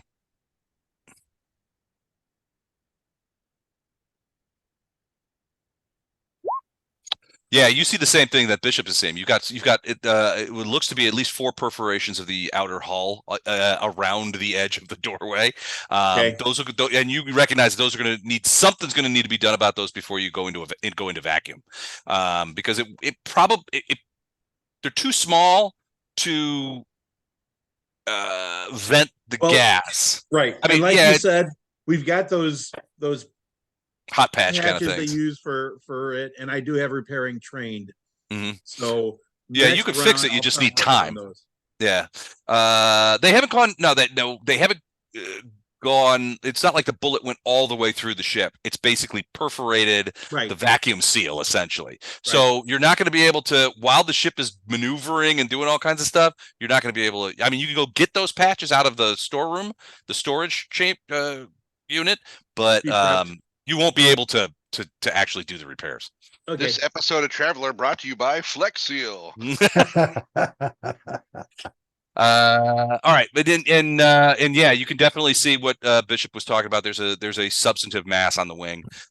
Your guess is that it's Kazinti. You've already told him take us I up told him- and shake us off. Right. We built Okay. an entire canoe out of Flex Seal. Watch us motor across this lake. We and built not- an entire shuttle. spaceship out of Flex Seal. Watch us go into orbit and not blow up. All right, so that's what you're doing, Mehmet. Nothing else? That's gonna be it for now. Okay. All right. So he is going to. So he's using. What is he using? Hold on a second. I got to check and see what his weapons are. That's the guy in a purple shuttle, right? That's the guy who, yeah. Well, he's sort of standing. Sort of. I mean, he's not standing. He's inside it. I guess, yeah. He's kind of sitting inside it. But he's going to step out with his gun. And he is going to fire at the ship's engine. Ooh, Yep. geez. And he's got a much better angle. Mm. So he's gonna do, he's gonna. Oh, this is the wrong guy. Hold on a second. There we go. There's the guy. He's He's going gonna shoot that Gith Yankee right off the wing. all right. He is. So it's gonna be that edge. So 17, 14, 12. It's gonna be a 12 for him. Hold on, let me mark his pool. 13. Okay. If he rolls 12. a 1, he gets that Gith Yankee. So he's shooting into the same starboard engine. Right. 12 or better is a hit. There it is. Ooh, that is a minor effect. Uh-oh. Oh, man. Okay, so let me do that damage. So he's Yeah. using a rifle. He has the same kind of bonuses that Mallory has. Mallory does, yep. When it comes to shooting. So 4 points of damage and a minor effect. So yeah, so Bishop, you and Tam both notice at the same time that the fusion drive engine now has a crack in its outer carapace, which means firing that thing could result in you being not able to control the position in which it directs. Okay. Right. So you use those engines mostly for maneuvering. Lift Right. and acceleration are done by the graviton fields. So he shot this one, right? He shot the starboard one. Right. So yeah. that should help him bank and shake off that Gith Yankee. Possibly. It's not. So the engine is not broken. Broken right now, yeah. But I'm going to put a little X on it so we know. But it is damaged. And Bishop, to your eyes, and to your eyes too, Tam, is that damage? If you were to activate that thing, which means maneuvering essentially, you're worried that it will point in a direction that you don't want it to, and it will hinder maneuvering. Now that may not necessarily keep you from maneuvering. You can accommodate for that kind of stuff, but it is damaged. It will need repairs. Right. Okay, Dr. Wagner. Stop breaking my ship. Hey. So, Them's fighting words. what am I aware of? What can I see? You are standing right next to Mallory and sorry, I'm moving that. You are standing right next to Mallory and Weber near the doorway. Mallory's still in the doorway. Whoops, hold on a second. You just moved the shuttle, so now it looks like he's falling out of the shuttle, which is Yeah, it does fall. It's because of the like, things. so So you're standing right next to Mallory. Mallory is still firing guns out of the door, but you've heard that you've heard as much as anybody. Just as well as anybody that you've heard Bishop on the horn saying, "Stop hurting my ship." So I guess what I'm getting at is, am I aware that there's a Kzinti on the wing, and there's an Ursae in the northeast corner? You would not be necessarily aware of the Ursae. You're definitely aware of the Kzinti. One, because you felt the ship move, and two, because you heard Bishop say, "Hey, you guys have got a Kzinti on the on the wing." So you would definitely know. One thing you might be interested in is, you see that red line? That's a door that leads out onto the wing. Yep. Yeah. Pull your tiger penis and do battle with him. I'm trained in door operation. So. Oh, you just hit a stud. It'll slide over. Yeah. That's what he tells the ladies at the bar. I'm trained in door operations. Well, so knowing as I do the sordid history of Kzinti and Ursae, and that they both sort of hate each other and eat each other's phalluses as a very I don't remember expensive delicacy for the wealthy, and each considers it an insult that the other enjoys the phalluses of their own race. I lean out the door, and you people laughed at me for doing this, but I take a Kzinti penis and throw it at Becky and scream, "I don't want your ill-gotten Kzinti penises." That's not Becky. What? That's Becky. You're throwing it. You're leading. Okay. You're stepping up next to Mallory, and you're throwing something Well, so what horrible I've at Becky. done is made it irresistible to Ursae by poaching it in Kzinti bouillabaisse. Gotcha. With some tiger pheromones. So basically, the Kzinti is going to go, "What? You can't do that to my people," and the Ursae is going to go, All right. So you're going to step forward. You're going to yell out, "Have some Kzinti penis. I've marinated it." You throw it at Becky. You're trying. If I get this, you're trying to incense the Kzinti, right? Well, I'm trying to also pin it on Becky, not here, have some Kzinti penis. Oh, you're sort of planting penis on her. Take your Kzinti penis back. We don't want your ill-gotten gains. Oh my gosh. All right. So give me. All right. So you step forward into the thing. You're up above her. She's frozen to the ground. She's not going anywhere. And you just fling a penis at her. Well, there's more to it than that. I mean, come on. You make it sound so base. Hold on. I'm writing this down. Because you'll want them putting it in your eulogy.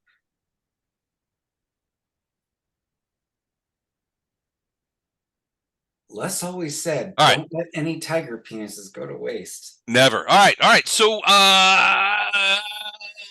you're I don't know if you're proficient in throwing things like Of that, but course I am. probably would be. So I'll give you a bonus on that. I'm going to say you need a 15 or better to plop it right in her lap. And Well, if you want to burn some speed, you could burn some points. You could get that closer to. It just needs to land near her. The big part was, hey, take your tiger penis back. Okay.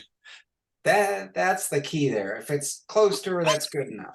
All right. You chuck this out, and it literally lands right in her lap. Plunk. Like pointing up. Wow. Wedged upward. All right. So now what I want you to do, I want you to do another roll.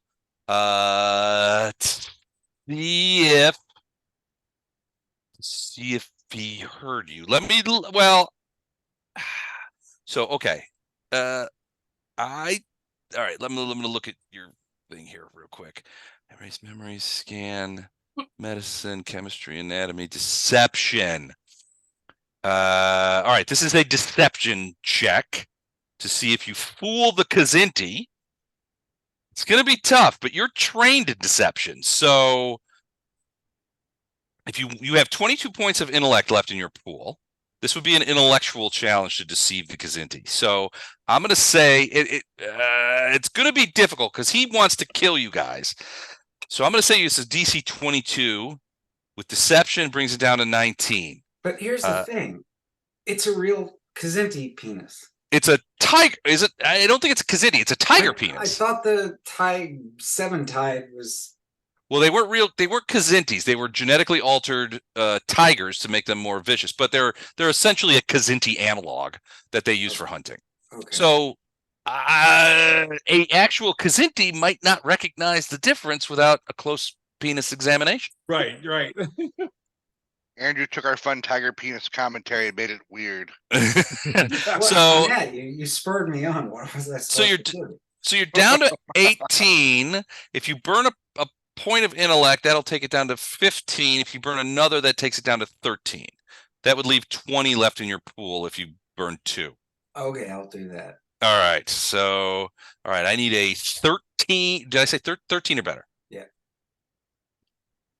Why is it not rolling?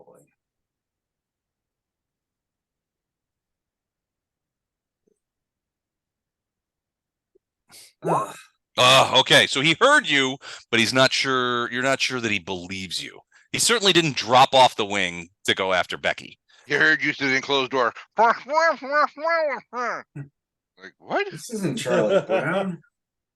All right. 1 second. All right. You guys are in the wrong place to see this.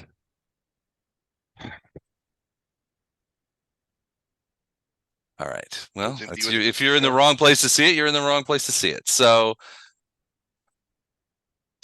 those of you who are near the door, and I think that would be Weber, Wagner, and Mallory, give me a quick D20 roll. D20. Okay.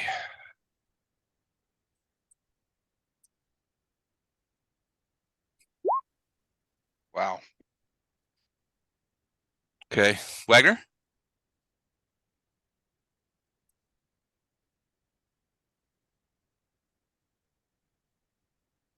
I'm sorry, what am I supposed to do? Just a raw D20. Give me a quick raw D20. A raw D20. Okay. Not dressed up. Right. 13. All right. Weber, you do not hear this, but Mallory, you and Dr. Wagner both hear a sound from outside, which sounds like cheering. Cheering. Yeah, cheering. Ah! All right. Cheering. Guess Becky always wanted a tiger penis. Well, it's not Becky. It's coming from around the other side of the ship. You're not sure what's going on. All right, Better. Bishop, you're up. All right. So I want to increase altitude. What's the maximum amount I can do? Well, it probably something along the lines of 100 to 150 feet. You would be moving pretty quickly. Okay, so I want to go 100 feet. Okay.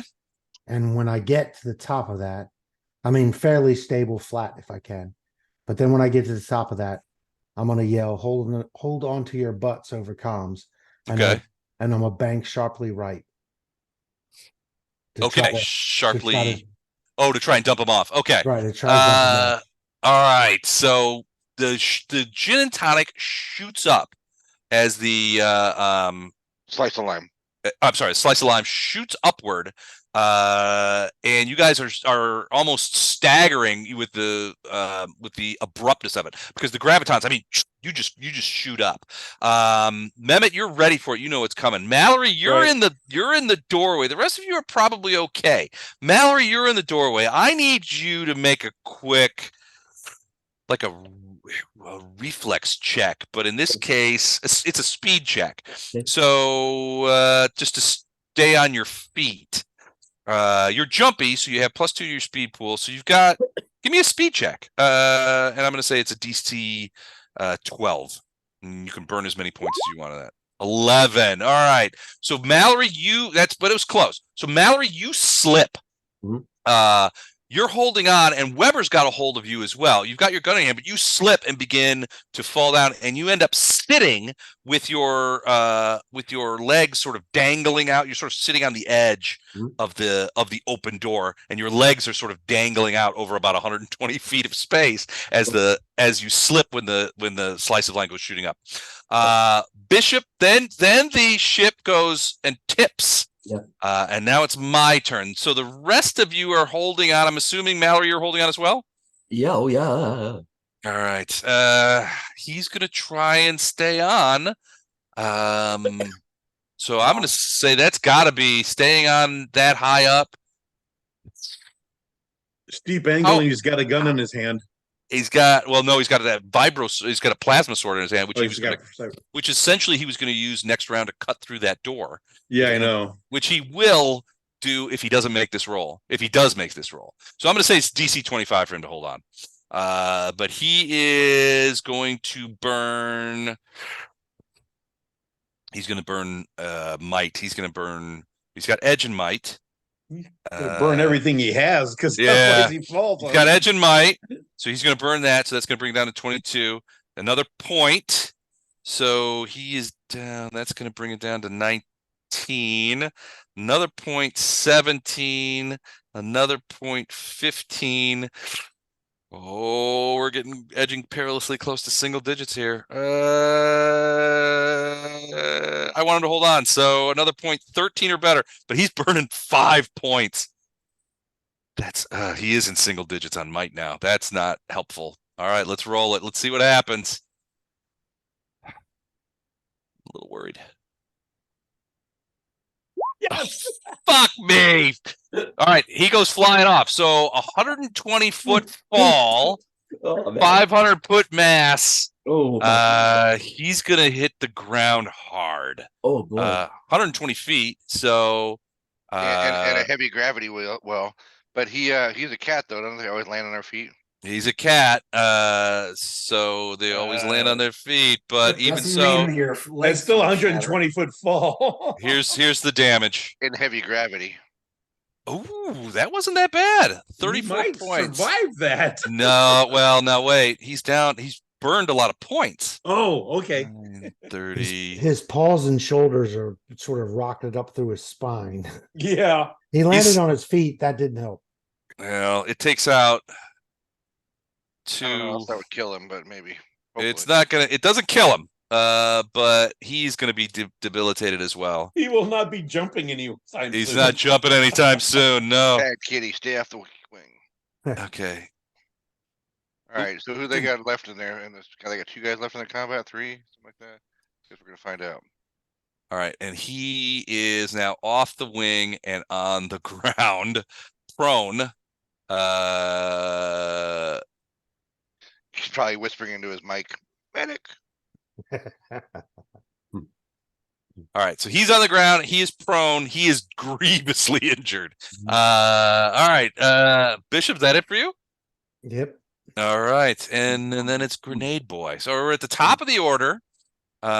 This grenade goes out of the way. You're not in grenade range anymore. But he sees all this action going on over here, so he's torn. I'm going to go 50-50 that he helps his friend or helps his other friend.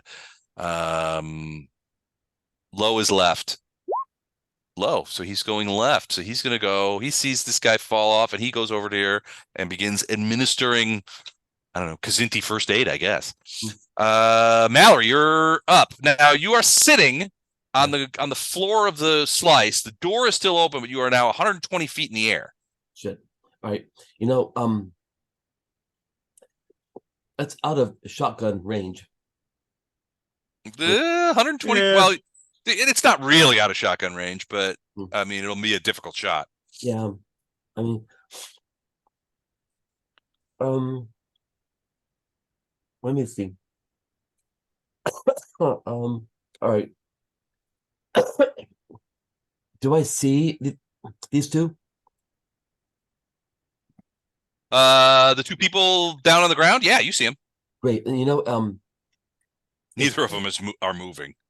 if the slice of lime is relatively stable now, and if Weber still has got hold of me, I'm going to.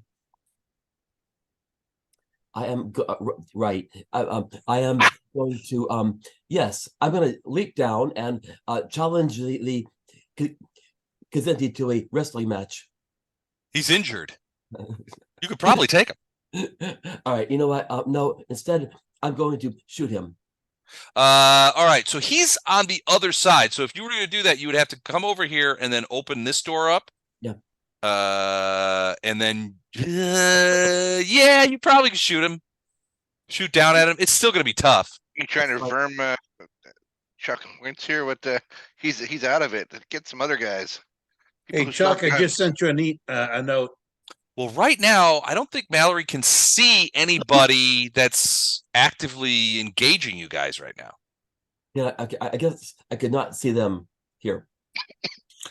Mehmet, give me a quick D20 when you get a second. No, yeah, no, you wouldn't be able to see those guys. They got Mehmet. His chair's empty. Oh no. Okay, give me Okay, a back, D20 back. here. Hold on. Just a straight up D20. Yep. I thought they pulled you from your cockpit there. Damn it. All right, so your sensors, your below ship sensors, below the slice of lime are indicating a lot more people than you thought were down there. Really? All in this general area. Yeah, it's to your rear. There's a bunch. Yeah, there's a bunch of new contacts. Okay, you know what? How tall are those contacts? Hey, Chuck, did you see my message to you? Maybe it's our vaunted Tewfikian auxiliary forces that Chuck's not replying. hiding in the woods.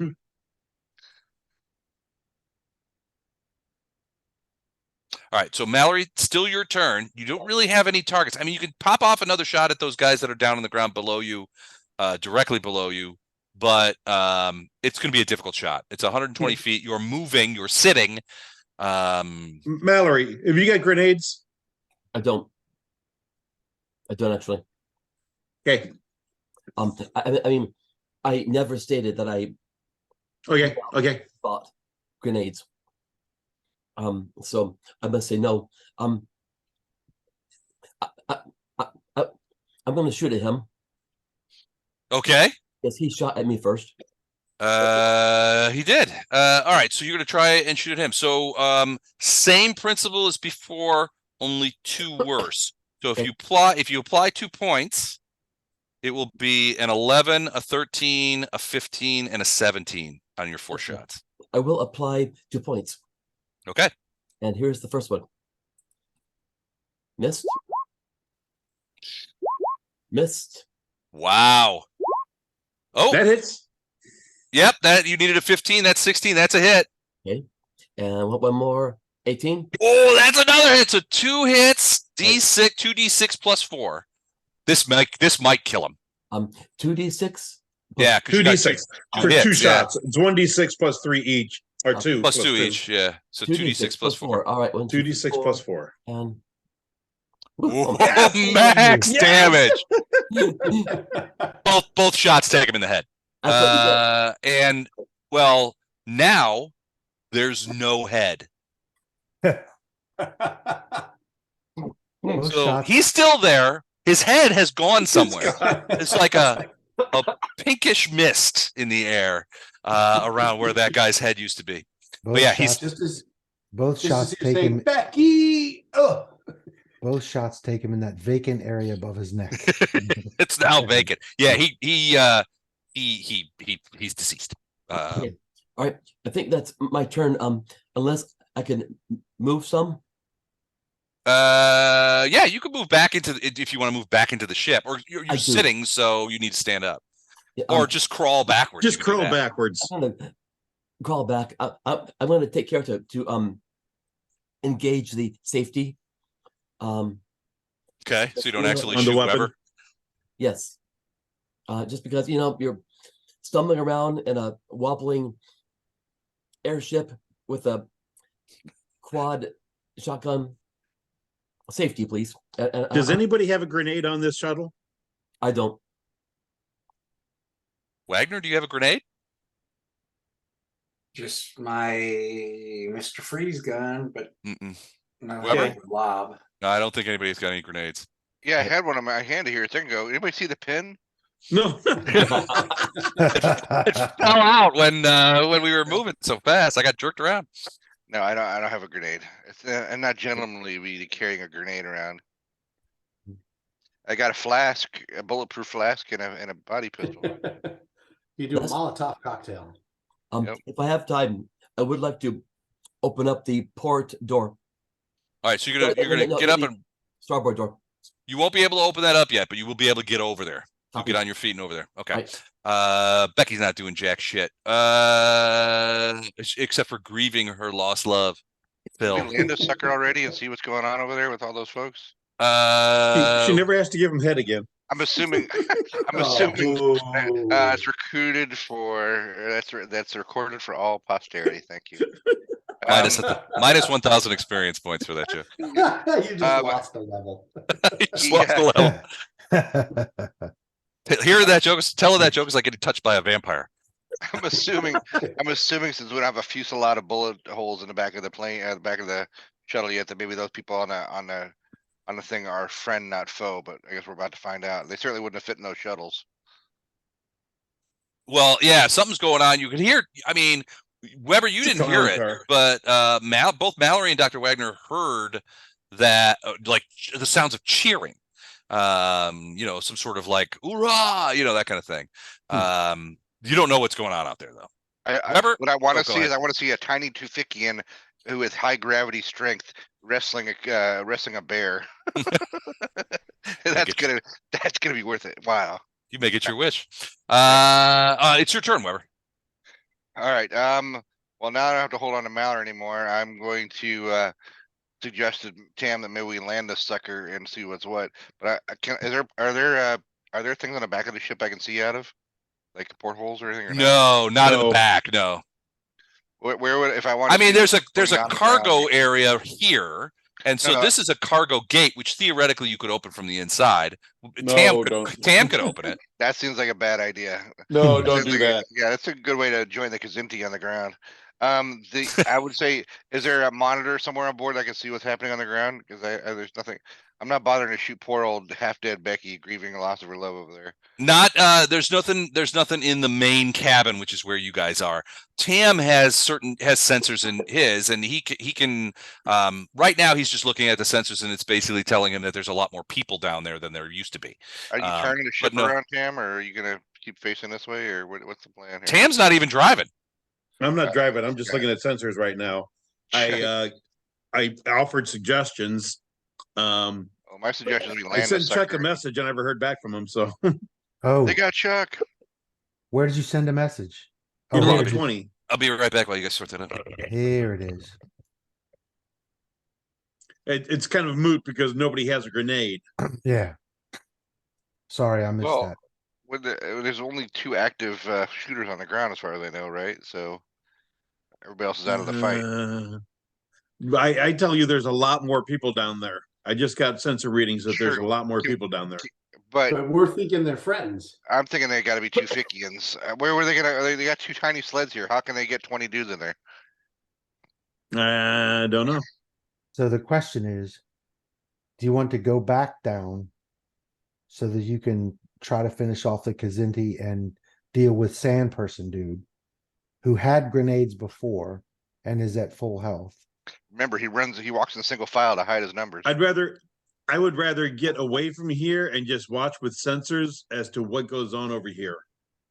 I'm okay with that, but Because we know that this guy's a bad guy. We don't know what these other people are going to do with him. Are they joining forces? Are they attacking him? What? So you're on the ground. If you want to relay what you want done with the ship, I can do it. I assume from a communication standpoint that Bishop, you have basically an open channel, comms wise into the Slice Live, so you guys could just talk. Right. And so that's what I'm saying is, what's the next move? The weight's off the wing. I assume the Kazinti fell. Right. I'd like to get like above this guy and Above what guy? He was the Okay. other air car.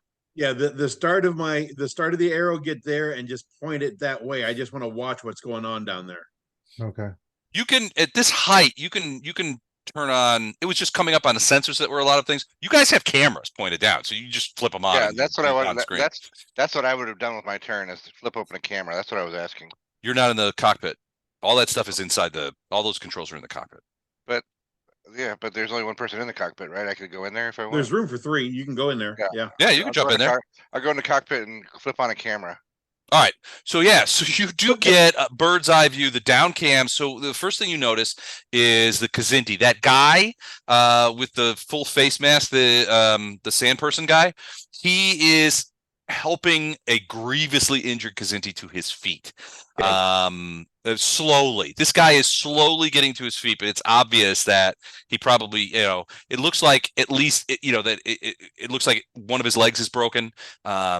He's one arm is dangling down. That's probably broken too. You're guessing that, Wagner could take a look and maybe give you a better idea of what but he's fucked. He fell 100 feet. So yeah, but this guy is trying to get him to his feet so that they can move. Your guess is that they can move off the platform. But the really interesting thing is over by the other little shuttle, where it looks like a group of 8 Tewfik people have come out, surrounded the guy, and are attacking him. But they don't have like weapons. So what you see, Weber, is the Ursae has got his Macaweedle out. So those big sort of wooden things with chips of metal on the edges, and he's laying about with this thing. The Tewfik guys are trying to tackle him. They don't have, as far as you can tell, they don't have any weapons. They're just trying to like jump him. And they're like running up and like punching him and then running backwards to stay out of the way and things like that. And you know how these guys are, right? They don't have guns here.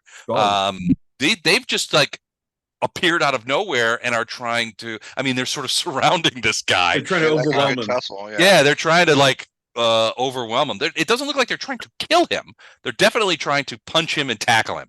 And I think you got punched by a Tewfik guy once, so you know that's not. That's not. I think it was a woman who punched you too, and they punch even harder. Tewfik girls are the punchiest girls on in system. But yeah, it's a bunch of Tewfikers, and they've surrounded the guy who's like sort of laying about with that Macaweedle, and they're throwing punches and trying to tie up his legs and things like that. One guy is obviously trying to put him in like an arm lock of some sort. And it's to various kinds of things. Various levels of success, I should say. Okay. Yay. Well, it really was our Tewfikian auxiliary force. This is wrestling a bear.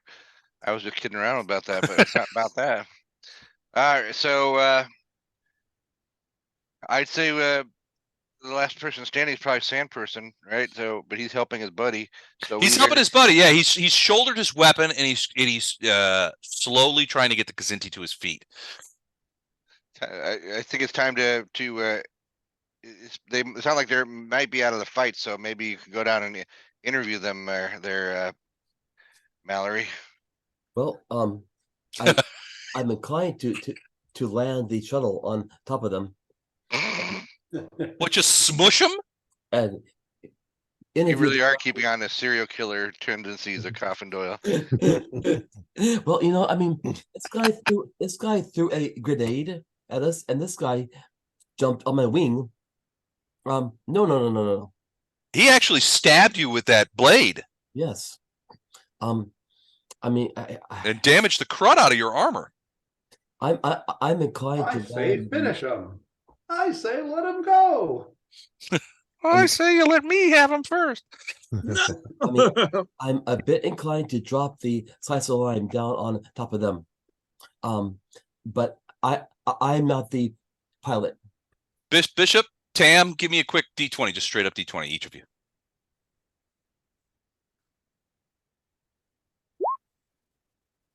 Well, Okay, you got a 12, and you got a 16. well, 16. you tend to agree. Both of you agree that setting down on top of a couple of creatures Mhm. would probably do damage to the graviton emitter. You don't want to land on stuff. All right. The underside of the slice of lime is quite sensitive because that's where your graviton emitters are. That's okay. All right. If they get damaged or gummed up in any way, you've already got one maneuver engine sort of iffy. Right. You don't want to do any All more right. damage. Then So they would probably tell you, no, landing on those guys is not a good idea. okay. Well, oh, The Wizard of Oz solution is out. got it. Okay. All Yeah. right. I didn't even think of that. But I'm sorry, but it's not my turn. It's Weber's turn. So Weber, you said you were going into the cockpit. So you went into the cockpit and you turned on the Camps, yeah.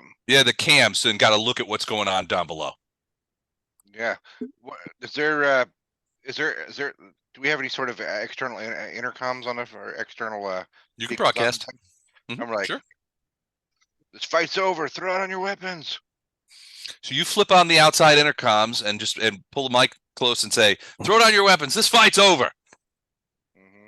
Okay. All right. So you can easily hear the door is still open. And Dr. Wagner, you're standing next to the door. You can easily hear outside Weber Jix's voice kind of come over the loud. It's loud. That kind of stuff. And then you hear this cheer again from the Tewfik people. They were the ones who were cheering before when they sort of charged the platform. And so you hear them cheer again, and they're like, "What?" That kind of thing. And they're continuing to attack the Ursae. They're not stopping. Well, they don't have any weapons to throw down. Well, Well, exactly. no, I'm not talking to them. Yeah. You want to? I wasn't talking to the Tewfik guys. I was just talking to the rest of you guys. Yeah. My money's on the Tewfikians. Well, there's a lot of them. So if there's one thing you guys know about, I mean, it's double gravity, right? So they're stout, they're strong. Yeah. And they're all farm boys. They're all farm boys, and because of their sort of religious sort of bent, they don't buy into a lot of technology. They don't have guns. They have knives, obviously, because knives are primarily tools. But the reality is that interpersonal fights, disagreements, are handled non-lethally on this planet, right? Murder is largely unheard of on Tewfik. And when it happens, until today, until you guys showed up. No, I mean murder in the sense that where you have a Tewfik person outright murdering another Tewfik person, that is incredibly rare. Usually, if there are disagreements, it's handled, by a boxing match or a fist fight of sorts. Right. And because most of these people, and because of this, most of these people that live here are quite proficient at throwing hands, because that's really the only way that disagreements that escalate beyond the point of discussion can get settled.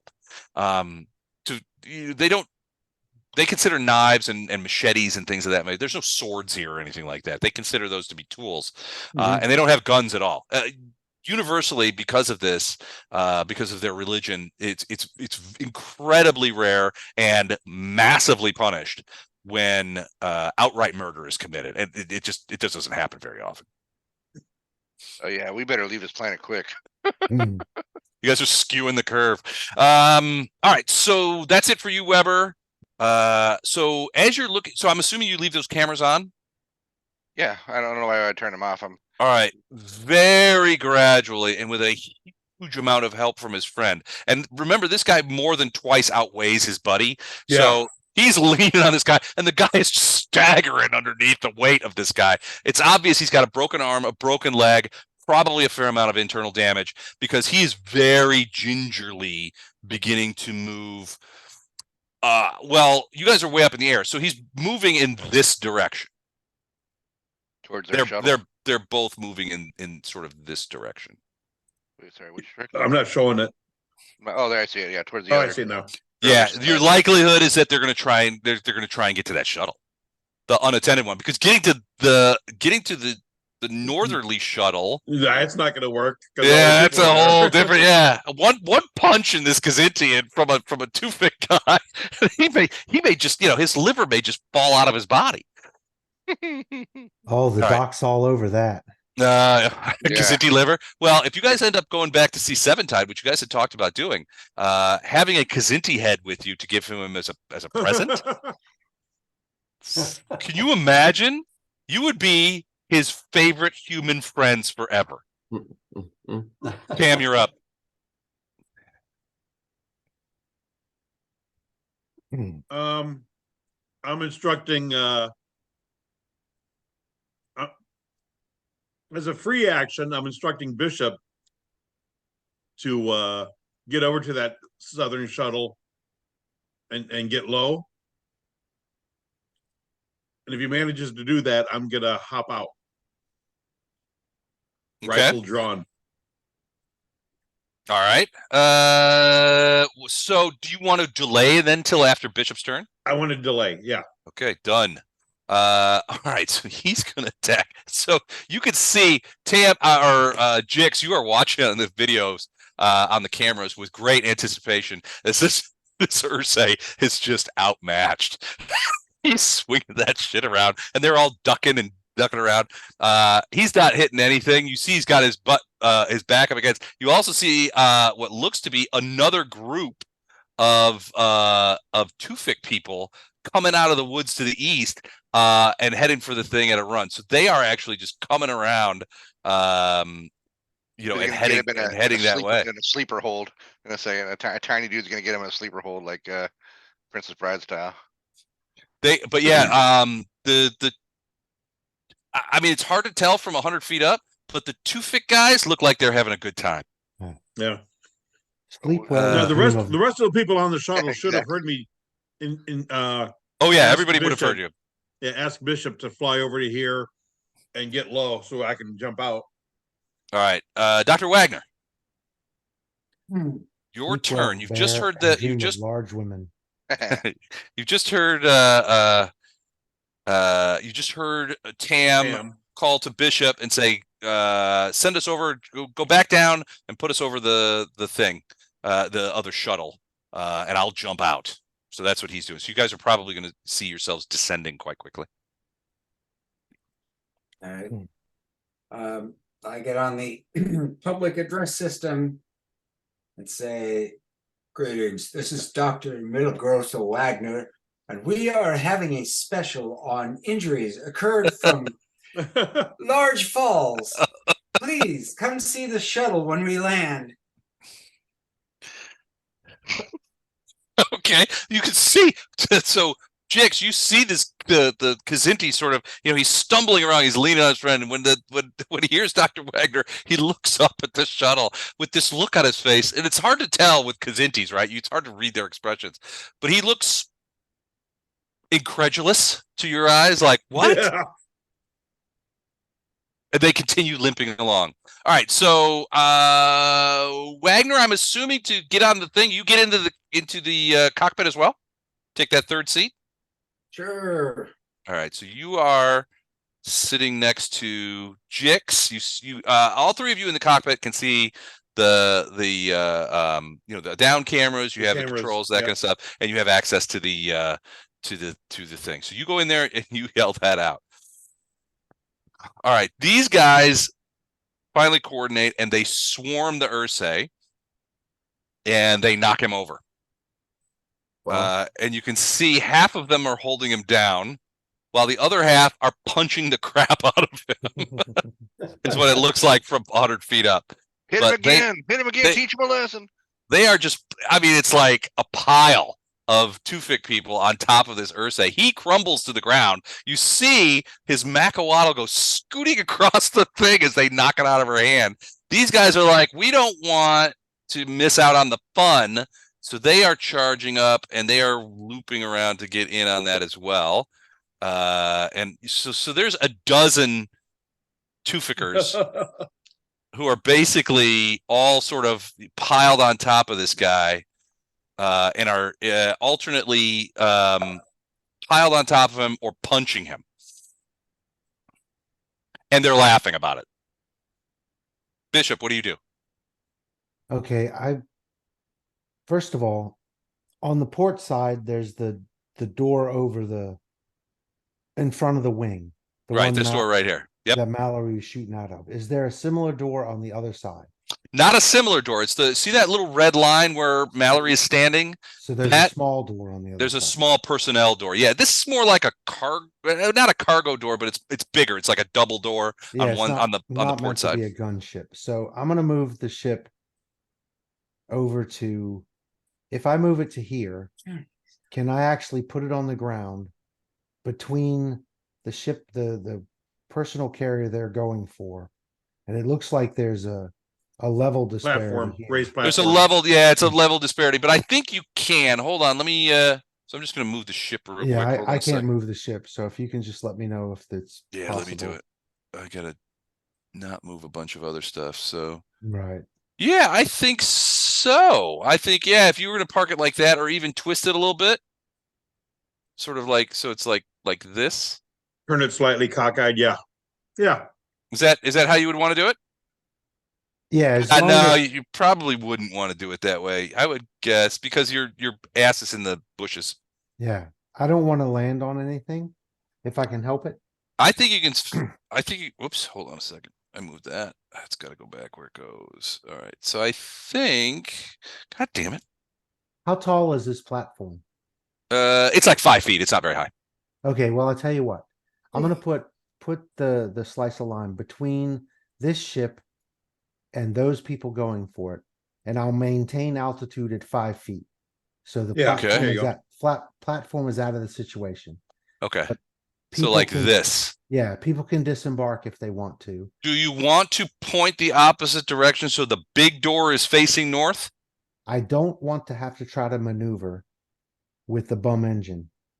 Ah, gotcha. Okay, so you're just sort of like coming in there. Okay. And everybody now is in the cockpit except for Mallory, and he can let himself out that side door. He's right at that door.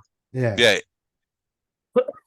So I think at this point, if I land it like this, well, land it. If I take it down to 5 feet and hold, Yep. Mallory can let himself out the side door, and he's got full on blast range at the cat and the sand person, if that's what he chooses to do. Or he can cow them into submission, drop their weapons, punch them in the face, who knows what. Everybody else is in the cockpit. They can choose to exit whichever way they want to. And if somehow the sand guy drops the cat and decides to make a run for the ship, the big bay door is open on the side he'd have to get to. anyway. Yeah. Yeah, that's true. So that goes badly for him. Okay. So I'm going to put it right there. That way I can just do a vertical maneuver. And you're at 5 feet? Yeah. All right. Or whatever the height of that platform. So pretty much is. even with the platform. Just, yeah, almost even with the platform. Let's say 3 meters. That gives you Yeah, I understand. Yeah. Yeah, we don't bump into a tree too. Right. there you go. Perfect. Okay. So you're 3 meters up. Yeah, you're largely equal to the platform. A little bit higher because you didn't want to get the wings too close to it. Right. So you're a little bit higher, but yeah, largely equal. Mallory could easily jump out the door and onto the platform without any worrisome or issues. That's what I'm hoping I can do too. So Right. Okay. And All right, any, cool. I don't. and any of the others should be able to do that too if they want to go out that side. Yep. Or they can go out the other side and secure that one man or that couple person vehicle. Yeah, the 2-man spacecraft. Yeah, and if somebody wants to go down that side and wander off and finish off Becky, that's their business. Because I'm thinking the doc might be in the market for frozen kidneys or buttocks. Who knows what she's got that's cryogenically frozen at this point that he might want. And I don't question his methods. I just don't go to him if I have a headache. Dark. Very dark. All right, cool. So that's your turn, Bishop. Mehmet, what are you doing? So you jump up out of your chair and Jump up. Thank Bishop for doing that. Come over here. I open this door. Okay. Step out on the wing and tell those two. The two right people there. moving towards you, yeah. Yeah. Lay face down, hands and arms and legs spread, surrender, and we will tend to your wounds. Okay. You got a rifle in your hand, right? I have a rifle in my hand. Okay. And I'm assuming it's pointed in the appropriate direction. It is. All right. I just had to check. No, I'm just kind of swinging around pointing at It's pointed in a very inappropriate direction. All right. Right at his own junk. It's like shoots his own foot off. One move, my penis gets it. Yeah. Wagner's like, hey, wait. I want a part. I want in on this. All right. So you see the sand guy.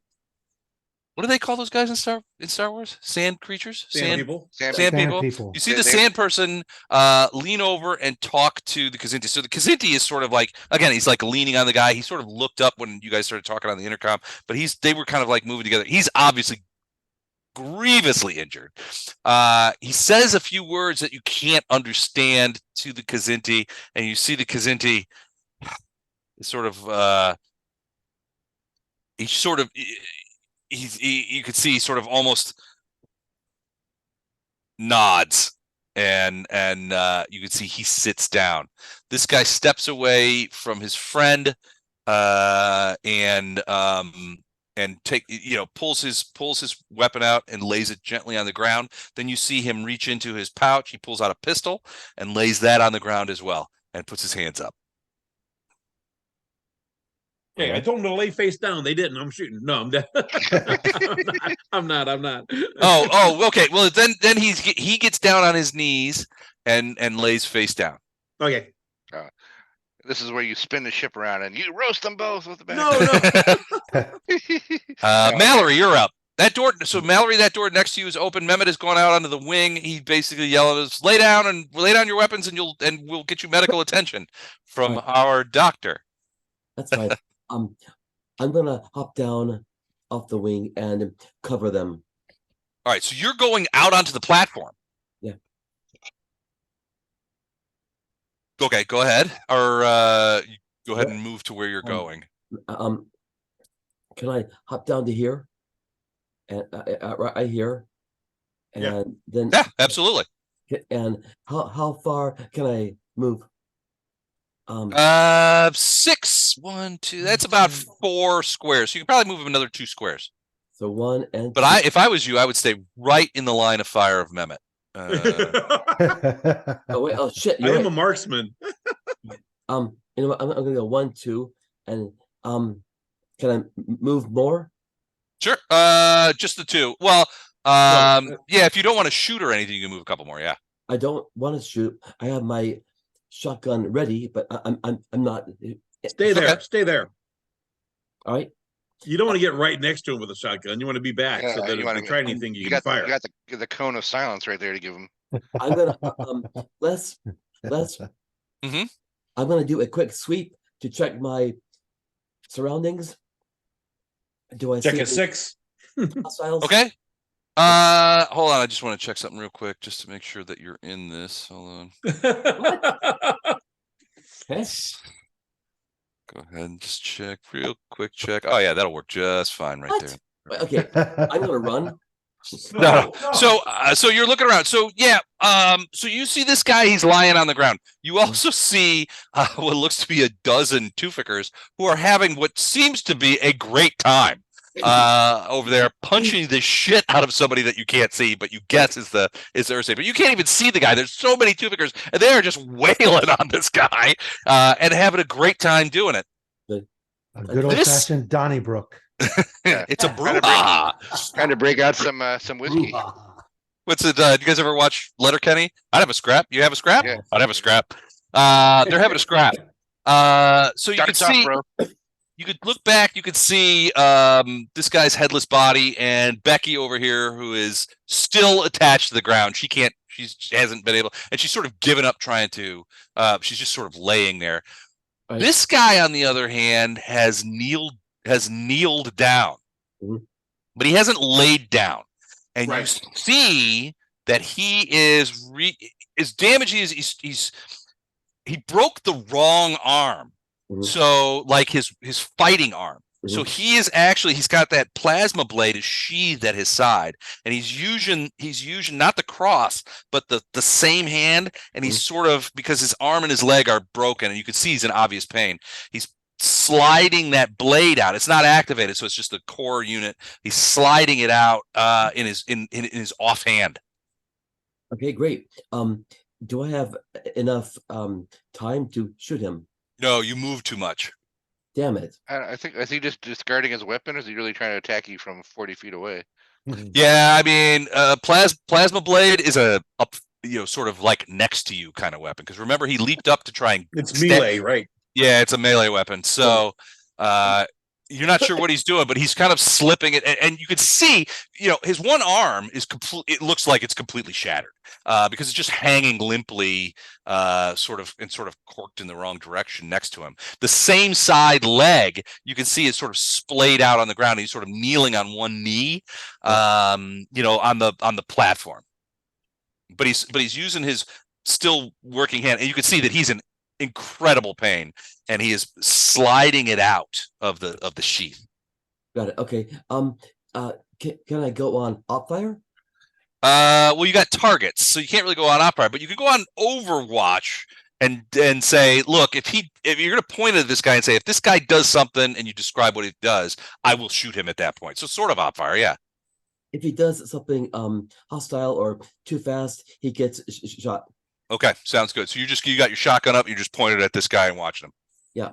All right. Becky's not doing anything. Weber, what do you do?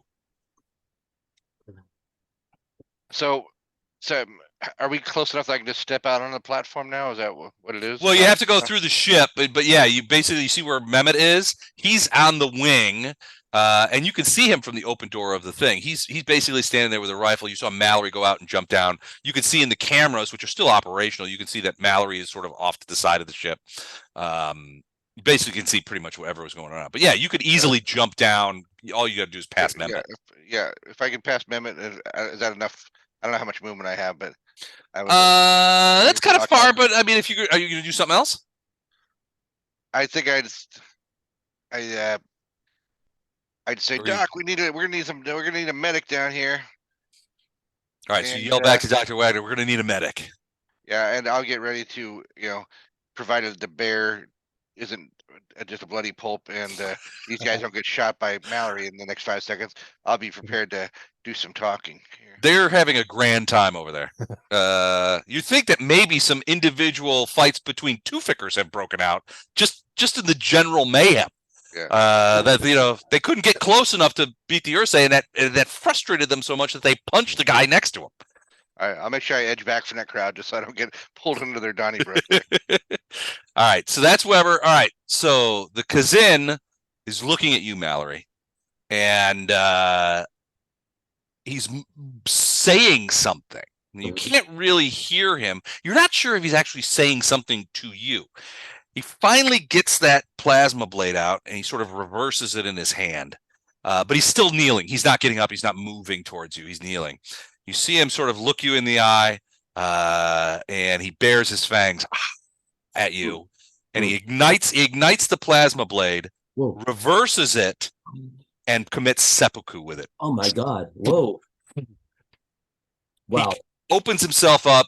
You see a bunch of his steaming guts come flying out. You see his eyes roll up in his head, and you can hear him sort of like, oh, as he's like screaming to the thing, and he dies. Oh He's my just God. trying to make a bigger challenge for Doc.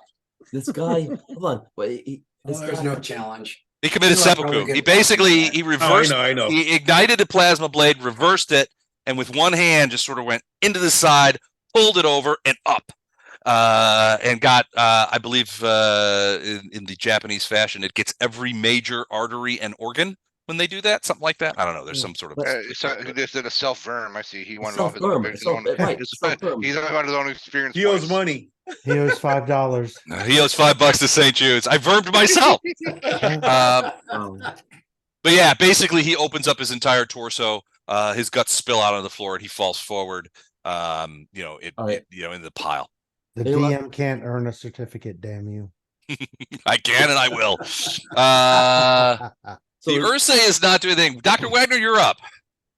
Oh, sorry. Chuck, did you want to say something? No, I was just joking about you owing money, Oh, okay. but you can't win the certificate. Based on my NPCs committing suicide. based on that's self-verm. That's just wrong. I have to check with the governing body. No Which foul. is you. So yeah, We investigated and found no poor conduct. we investigated ourselves and found no instances of wrongdoing. Yeah. Dr. Welcome. Wagner, you're up. You're the Welcome. only one in the cockpit right now. Welcome to the Baltimore. I will Police hop Department. down and stand behind Mallory Graves. Okay, so you're gonna go down there and you're gonna be standing next to Mallory. You can see that the Kazinti is very clearly dead. And most of his But he insides are left the good now parts. on the outside. He left the important parts Yeah, he left his penis untouched, apparently. and his head, which is also worth quite a bit of money to Seventide.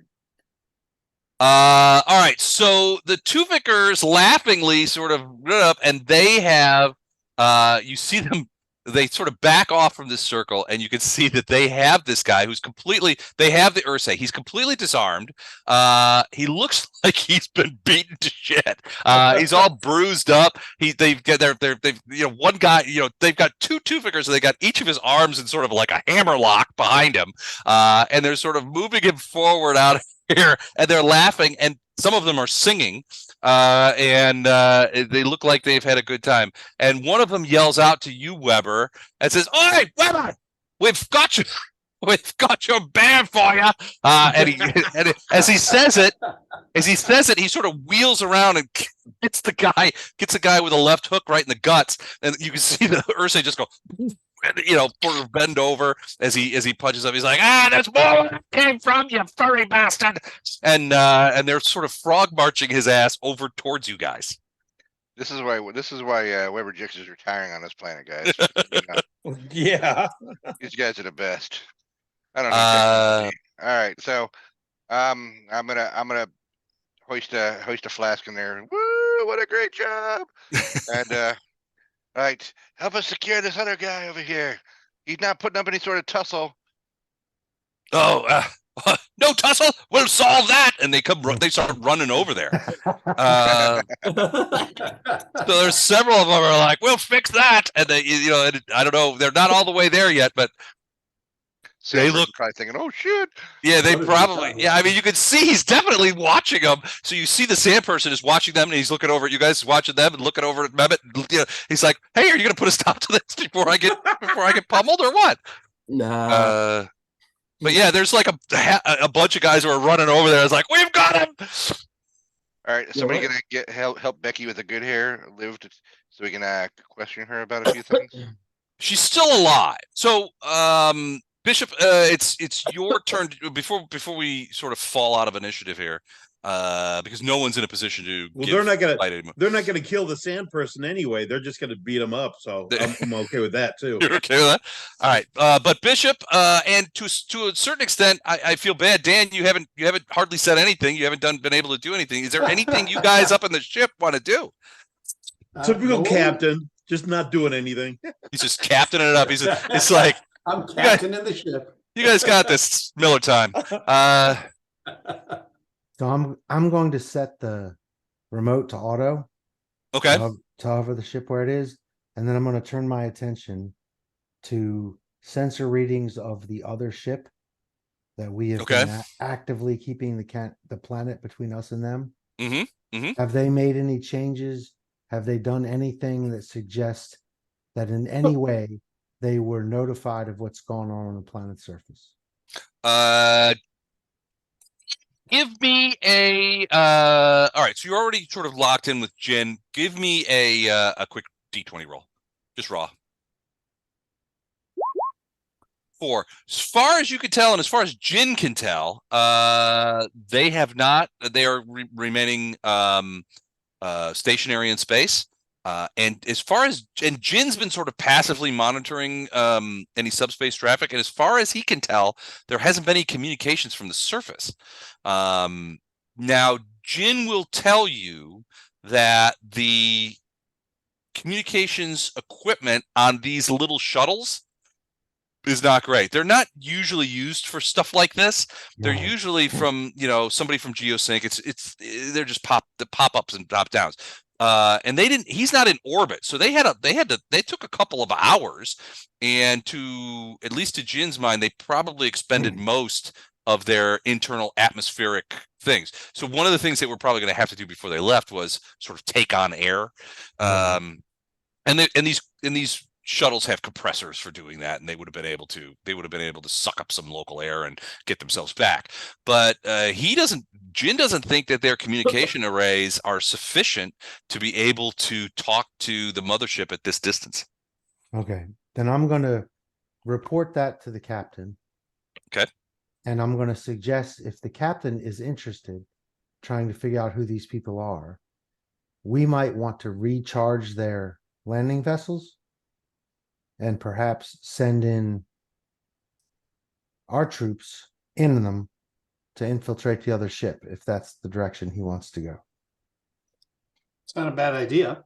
Meanwhile, I'm looking at the Tewfikers.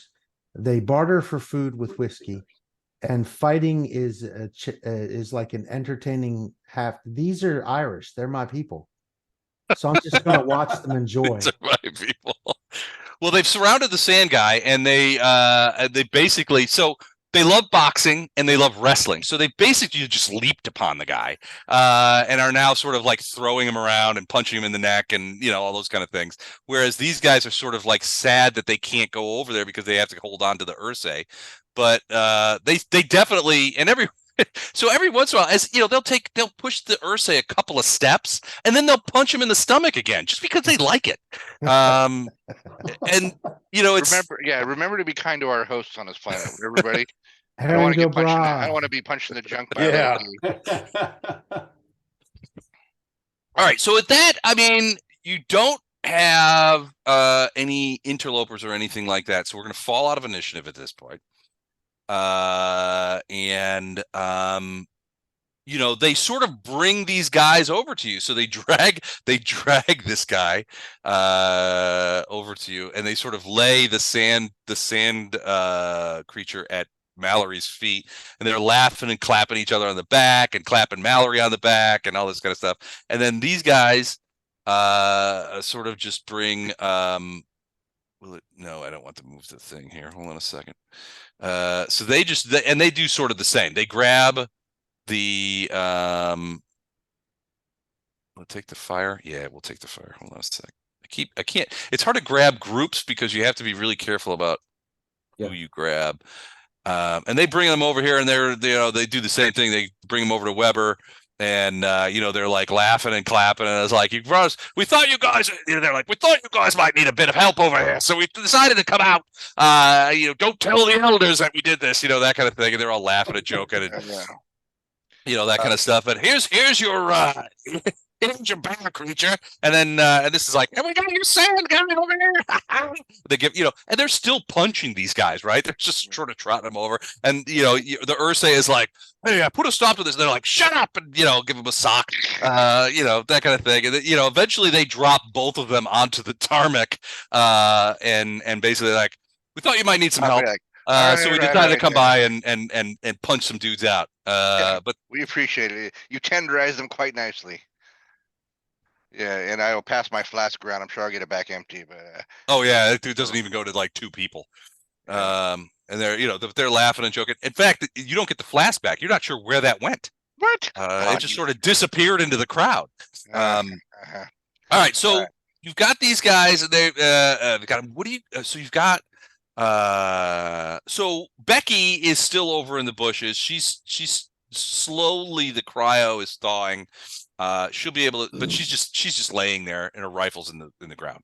The other 2 guys are unhurt. Well, that's not true. They're very hurt, but they're not in danger of dying. They've just had the shit punched out of them. And they're a lot worse for wear, but they are effectively defanged. Yeah, their guns are just sort of like lying around. Maybe I'll ask one of the Tewfikians to maybe police all those weapons up and put them in a pile somewhere. Grab those things, you say? Yeah, okay. And careful. A lot of put them in a pile. Put them in a pile. A lot of them don't realize what. I mean, they don't have guns. I mean, they sort of have an idea of what guns are. When you guys first came here, the fact that you guys had guns made them. They were both dismissive of their power, but also very curious as to how they worked, right? Because they don't have these things. Now they would never use them, but they were also like, "Oh, is that a gun?" That kind of thing. I've heard of these. So they grab them up and they're just piling them up. But some of these guys' guns you don't recognize. These are rifles. You guys didn't have rifles before, so they probably have never seen these kind of things before. I'll just caution them to be careful when they're piling them up, please. One of these guys has a couple of little cylinders, and he said with pins in them, and he says, "We took these off of this asshole. What are these? What do you want these 2?" Whoa! Yeah. Just put them right there. I'll come get them. I'll take them from him. I'll put them, he tosses them lightly to you. Here you go. They're definitely grenades. I'm definitely going to hand one to Tam. You asked for a grenade, and we delivered. You got a grenade. Yep.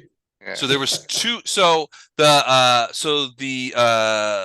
sand guy had a rifle, an automatic rifle, it's essentially a single shot rifle. But yes, but it's a slug thrower. It's not a laser rifle. And 2 grenades. Okay. Plus, he was wearing some mesh armor under. He's still wearing it. They haven't taken his armor off because to them it's clothes, right? Right. And they got no interest in seeing what this guy looks like naked. He also has that mask thing on, which is indeed a mask. If you pull it back, he's got this sort of like weird kind of funky face, and a lot of like. But the mask has like cybernetics on it, so he's got a couple of individual eyes. He's got comms unit in the kind of thing. It's obviously an affectation, especially for somebody with lace, but it's something that he wears, but it is detachable. The Ursae has his Macaweedle. He also has a rifle. He also has a heavy pistol, an automatic pistol, and several magazines of ammo for each. So I mean, I can get you a list later. The Kykbandirz had a large laser pistol. And his plasma weapon, the plasma sword, which is now covered in goo, but is still there. Both Becky and her boyfriend had rifles, but no other weapons, and so and a couple of magazines apiece. So, with the time we have left, guys, what do you want to do? You want to go on an assault out of the ship, or you want to go talk to Becky? What do you want to do? We got 30 minutes left or so, right? Let's talk to Becky. Yeah, talk to Becky first. I have to see to the big kitty. Well, he dead. Yeah, No, he's he's dead. gonna chop his head off. Yep. If that's the only thing he Both chops of off, I'll be them. shocked. Okay. You All right. So give, you're getting the pieces. Yep. right. I'm gonna look away from this. That's a yeah, I'm not into that. You won't look away when you see the money they bring. All right, so Wagner goes over. He's sawing off the Kykbandirz's head. and other organs. Wow. Stopping sounds very barbaric. I have a very sharp scalpel. He's very surgical about it. Good point. All right. He's being very professional about it. You do have, so Becky is semi-conscious. She's gotten hit by at least 2 shotgun blasts and a cryo blast. She's got your guess is that she has at least some necrotic damage due to the cryo that has basically given her a sudden onset case of frostbite. So Well, like she's covered her boyfriend's blood, right? well, no, he died he died several meters away, so she's not covered in that, but she's semi-conscious and in a fair amount of pain. The sandcrawler guy and the Ursae are largely well, from a lethality standpoint, they're not anywhere near death, Right. but they are beaten up pretty good. Beaten up pretty bad. That's how the Tewfikians show love. That's how they do. They show up and they show out. All right, so let's go talk to Becky, huh? I guess we'll step off the platform and right, so Dr. Wagner, when you're done with your gruesome butchery, would you mind tending to a patient over here? I'm done. Yeah, it doesn't take long. He's gonna come over. He's got like a smock on, just covered in blood. I'm here to tend your wounds. So keep in mind that the Kazinti's head is probably 15 inches in diameter, maybe more, and large and heavy. Probably weighs close to, the head itself probably weighs close to 25 or 30 pounds. Maybe you can get some of the Tewfikians and put it in the you wrap it up and put it in the back of the cargo for you. They're a little curious about this, but they don't say anything. Yeah. All right. So Wagner, you go over there. Give me a quick med check, just to ascertain and do a quick diagnosis on what's wrong with her. Medicine you are skilled at, so you will add 6 to this.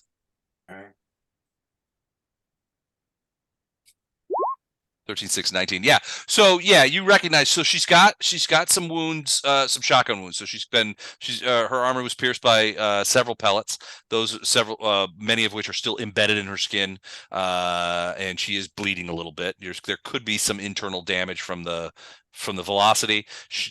Much more grievous though is the necrotic tissue damage from the cryo thing, which is on to a certain extent. Basically, you hit her amidship, sort of like around her navel. But since it's a blob, it sort of splashed downward. So everything from like her navel to about 4 inches above her knee was essentially flash frozen. Now it's thawing, and you can see that the tissue damage is going to be pretty severe in that region. I mean, you're not sure that amputation is going to be an issue, but she's going to have problems walking in the short term. There may be some damage to the intestines and maybe to a lesser extent the kidneys. Everything in her lower gut is probably pretty significantly damaged. She needs, frankly, if you want to save her, she probably needs the services of the auto doc and the gin and tonic. She needs to be in the infirmary, and you probably going to need to work on it. You're going to have to remove a lot of necrotic tissue because a lot of that you're probably going to have to resection some of her intestines and take out a fair amount of that, resection all that. There's going to be some significant internal damage. Wasn't there a mythical creature that was a woman on the top and a tiger? Oh shit! A tiger woman? Rakshasa? A Rakshasa? Yeah, maybe. Okay. Yeah, I'd be thrilled to heal her. Experiment on her.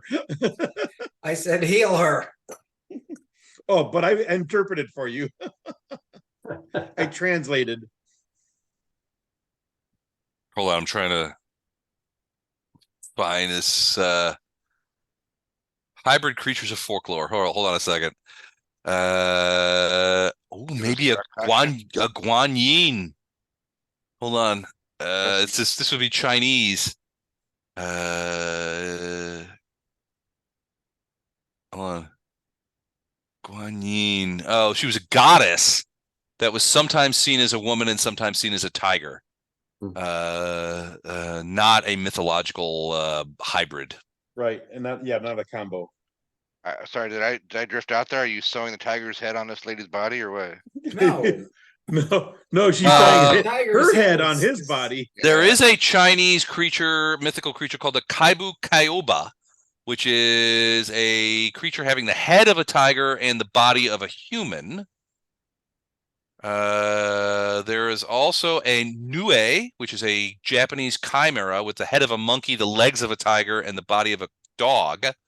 That's what I have. That's Well, fun. So the tiger is great from the waist down, with one exception, and Becky's pretty much ruined from the torso down. Yeah. So She would need extensive surgery. I mean, you could do it. You could certainly patch her up, and over time, you could potentially regrow some of the muscles on the upper thighs. You could you don't resection her understand. bowels. the more expedient path is to just use the tiger from the pelvis down, because that part is in good shape. He's really With- trying to with one justify exception. what he Really- wants to do. With your surgical skill, you think you could pull this off? Yeah, I'm thinking so. Genetic immunosuppressors, a little bit of chimera juice, and a whole lot of ketamine. Oh yeah. Yeah. You think this is it? So you're going to collect her and the legs of the Kazinti for later Yeah. work. Because I want to heal her. I love it. I have nothing I love to this heal idea. her. I love this idea. Okay, so I'm yeah, not sure this is like inspired Dr. Moreau work from H.G. Wells or Dr. Mengele work. I This is resent that. some- I am a healer. Haven't you It's- guys already manufactured someone who hates and wants to kill all of you from medical experiments? Yeah, that his name Yes. is Chuck. That's not true. lining them up. All right, yeah. She's semi-conscious. Wagner, I mean, I'm assuming that you're going to try and bring her to the slice and get her into the cargo bay or into the passenger bay so that she can be brought up to the thing. And I also assume that you're going to go back to the Kazinti and surgically remove the legs. Well, everything from the pelvis down, yeah. Okay, so one of the things you're going to need to do fairly quickly is get all this. Well, is get the any portions of the Kazinti that you want to bring. You want to get that under ice. You want to get that to stop any decomposition that's incipient as quickly as possible. Well, of course, it's a work of art. It's a composition. No, I mean the Kazinti is going to start rotting. And the more necrotic damage that affects those legs, the less likely you're going to succeed in grafting them to a human woman. Haven't you ever? Okay. Well, I'm just saying you need to get it you need to get the Kazinti on ice as quickly as possible. Well, I'm all over it. I'm already on top of it, and I'm comforting Becky and going there. Okay.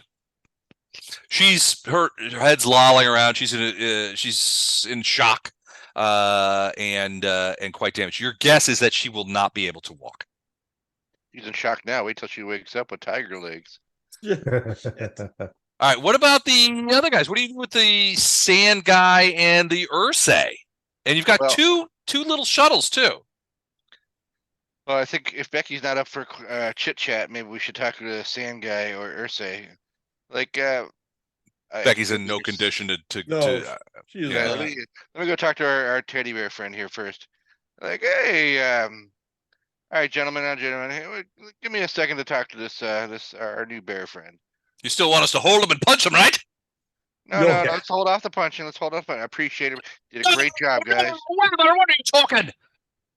We'll you know. wait a minute. You talk, we'll hold and punch. Don't worry, everything's going to be fine. All right. Remember, this is the moneymaker right here. Don't punch this, okay? That's all I'm saying. All right. All right, so hello, Ursae. Hello, Jix. I don't believe we know each other before you tried to kill me today. I know of you. Tell me about you then. How did you come to be here today?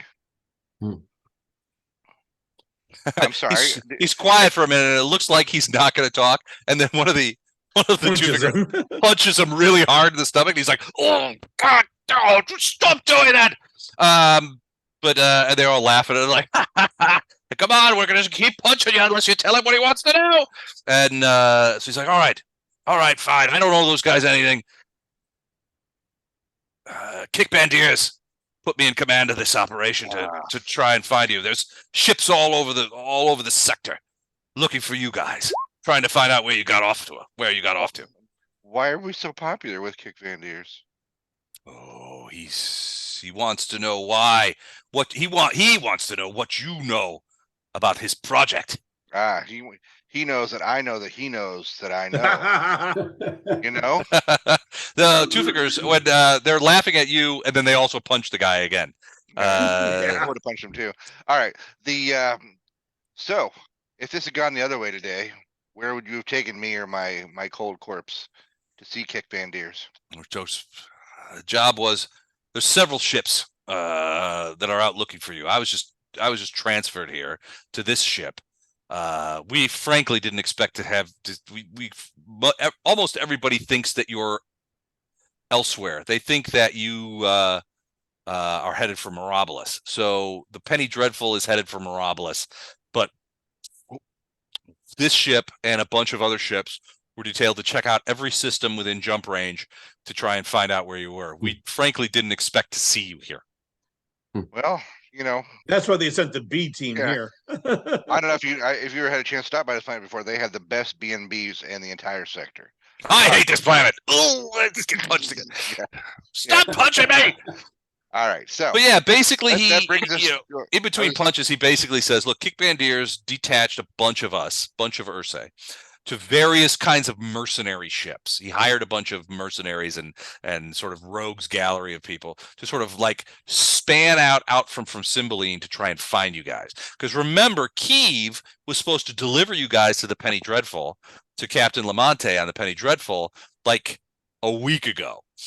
Got it. Or 8 days ago. So these guys, once they found out that Kiev was gone, once they got to Cymbeline, figured out what was going on, basically they hired a bunch of ships to go out to all the nearby systems and see if they could find you guys. But Lamonte and the Penny Dreadful, basically the thought was that since you guys are working for the Spofulum Corporation, and ultimately what they think is the Spofulum Corporation knows about their jump drive experiments and is trying to get more information, and that's where you guys come in. You guys are essentially what this guy tells you is that Kykbandirz thinks you guys are a corporate espionage, essentially, and that's why you guys came out of nowhere and started like interfering with all their work, because you guys are trying to get at their jump space secrets. All right, I won't discourage him from that line of thinking. Even though we're a bunch of space yokels just out trying to make a buck in the cold galaxy. But I want to hear about a ship now. Tell me about your ship in orbit. Who's on it? What's in it? Oh, there's a couple of more Ursae, a couple of more of my brethren, and hey guys, you want to go punch some other Ursae? Yeah, gotta get on the ship though. They're like, we haven't punched a man in a long time, but this is the first. We want to punch more of them. We'll punch all the Ursaes. There we go. Frontline combat troops against the Ursae now. But basically, yeah, he says there's a couple more Ursae and a couple more rogues on there that are keeping the ship up there. They're waiting for us to get back to them. We were supposed to. We didn't know you guys were here. We were going to wait here for 24 hours, see if you guys showed up, and then we were going to go back up to the ship. So they expect us back in about.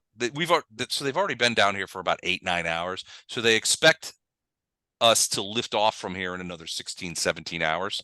The job is we come down here, we wait to see if you guys are here, maybe interrogate a random local or two, which earns him another punch. Yeah. And you're going to interrogate us, are you? Basically, we were going to go back up to the ship and go and check out the subspace transmissions to see if we have new orders. But we were tasked to come here. And what is that ship armed with? Armed with? He goes, it's not my ship. We hired these rogues, so I don't know. But Becky with the good hair, who would know? She would know, yeah. All right. Dr. Wagner, have to keep her alive a little longer. All right. What about your sand person friend over here? What's his story?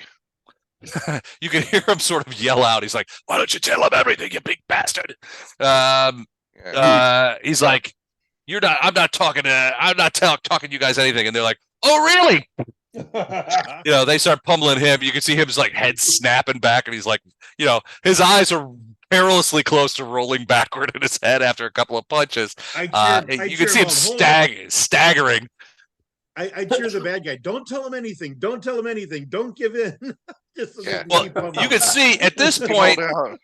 he's sort of like he's not standing on his own. He's slumped forward. The Tewfik guys are holding him up, and one's like, hold his head up, and you're like, wait a second, don't necessarily break his jaw, that kind of thing. Yeah. We need him to be able to talk, and but yeah, they're like, oh, come on now. But he's like, I'm not telling you anything. Blood's pouring out of his split lip and stuff like that. He's like, I'll say really politely. I'll be right with you. Wait your turn. Yeah, I'll be right with you. Wait your turn. I'm talking to your friend here. As you were saying, the Right, ship aboard. Do you believe it's armed or is it not armed? definitely armed. All right. But he's like, it's got to be lightly armed. It's not a big ship. It's only a 300-ton freighter. So it's our guess is that it's got a couple of point defense lasers on it and maybe some torpedoes and missiles. But because it didn't. Last question for you. If you don't want me to space your two bear friends, how do you suggest we leave it with them? Because we can't leave them behind us to tell a story. So how would you like to be? What would you do if you were in charge? Because he's in charge of this group, right? Yeah, he was. He wasn't engaging in too much action. He would say, "Leave from behind, huh?" I'd probably shoot him in the head. Well, have you met our friend Mr. Graves over there? I think he'd be happy to oblige. He's pretty beat up, but he admits that if it was him, considering these, your guess is that he's thinking about the security risk. Eventually the Tewfikers will punch this guy into submission, and he'll talk. And frankly, you get the vibe that he doesn't want them to talk. He doesn't. Yeah. Okay. So he's like, I would shoot him. You should probably kill him. They shot your friend, or tried to shoot your friend. They, that kind of stuff. All right, I'll talk to the Tewfikers. What do you think, boys? You think he can work off his debts to your society over the next few years down here, helping you guys out? We've always needed a bear at the zoo. None of that. He's a sentient being with feelings. I'm sure he could do a good job or earn his way off this planet. Maybe he'll like it here. Considering the gravity here, and the fact that he would be the only Ursae amongst a bunch of people who love punching bears, I don't know. He probably is like, he's like, no, kill me now. Don't leave me here with these people. They're all insane, and they have hands like stones. Yeah. Well, they do that. All right, so I'm gonna go leave him for a second. All right, hold that thought. I'm gonna go talk to his sand person friend. All right, so he's the sand guy. So they were a little bit. The Ursae has a little bit more intestinal fortitude when it comes to receiving punches from Tewfikers. This guy is human size, and you're guessing he's probably human. But he's put it this way: if the two Tewfik people who are holding him up let go, he would go face down on the ground. He looks like he's grudgingly holding on to consciousness. So I'm gonna give him. I'm like, hey, look, I appreciate what you're trying to do for your friend there. I'm sorry it went the way it went with him. You seem like a good dude. That said, if it's gone the other way, you'd be perfectly happy to stand on my cold dead body right now. So, what can you tell me that keeps me interested in taking you with us and not leaving you here? All right, I'm gonna say you want to persuade these guys, Sure. Which you are trained in doing, and you're also trained in seeing through deception. Do you want to use special abilities? Yeah, I'm gonna max it out. What about is that 5 points? Well, in this case, You could do fast talk because he isn't hostile. It's impossible Yeah. for him to be hostile right now. He's been tenderized up. I get it. So you would get that benefit. So for 1 intellect point, pool and intellect. If you want to try and convince this guy, Yeah, how many points? probably if you I'm saying with fast talk and intellect edge and trained in deception, you're probably at an 11 right now. Plus 11. Yeah, that's All without right. burning any points. I'm going to burn 2 points. All right, so that's another 5 that takes it down to a 6. So D20 plus 13. Is that right? No, you need a 6 or better on a D20. Oh, okay. I forgot how I was pathfindering it up. So the two things I'm especially interested in knowing is where Kykbandirz's location will be, and what value he has to us if we take him with us. Okay, here we go. Okay. Oh, so he says, I can, if you take me with you, I can get you on the ship. I can do a lot. I could do a lot of things. I need you to make another roll when you get a moment. If you take me with you, I can help you. I can tell you where the guards are. I can get you on the ship. I can get you into our vessel. As far as Kykbandirz, I just don't know. We got hired about a week and a half ago to come look for you guys, and that's it. Give me another D20, would you?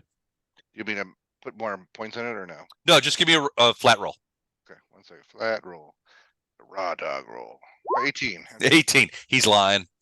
Your guess is that he probably does have some information about where Kykbandirz is, and that he would that his plan is to betray you once he got you in a position where he was in a position to betray you to his friends.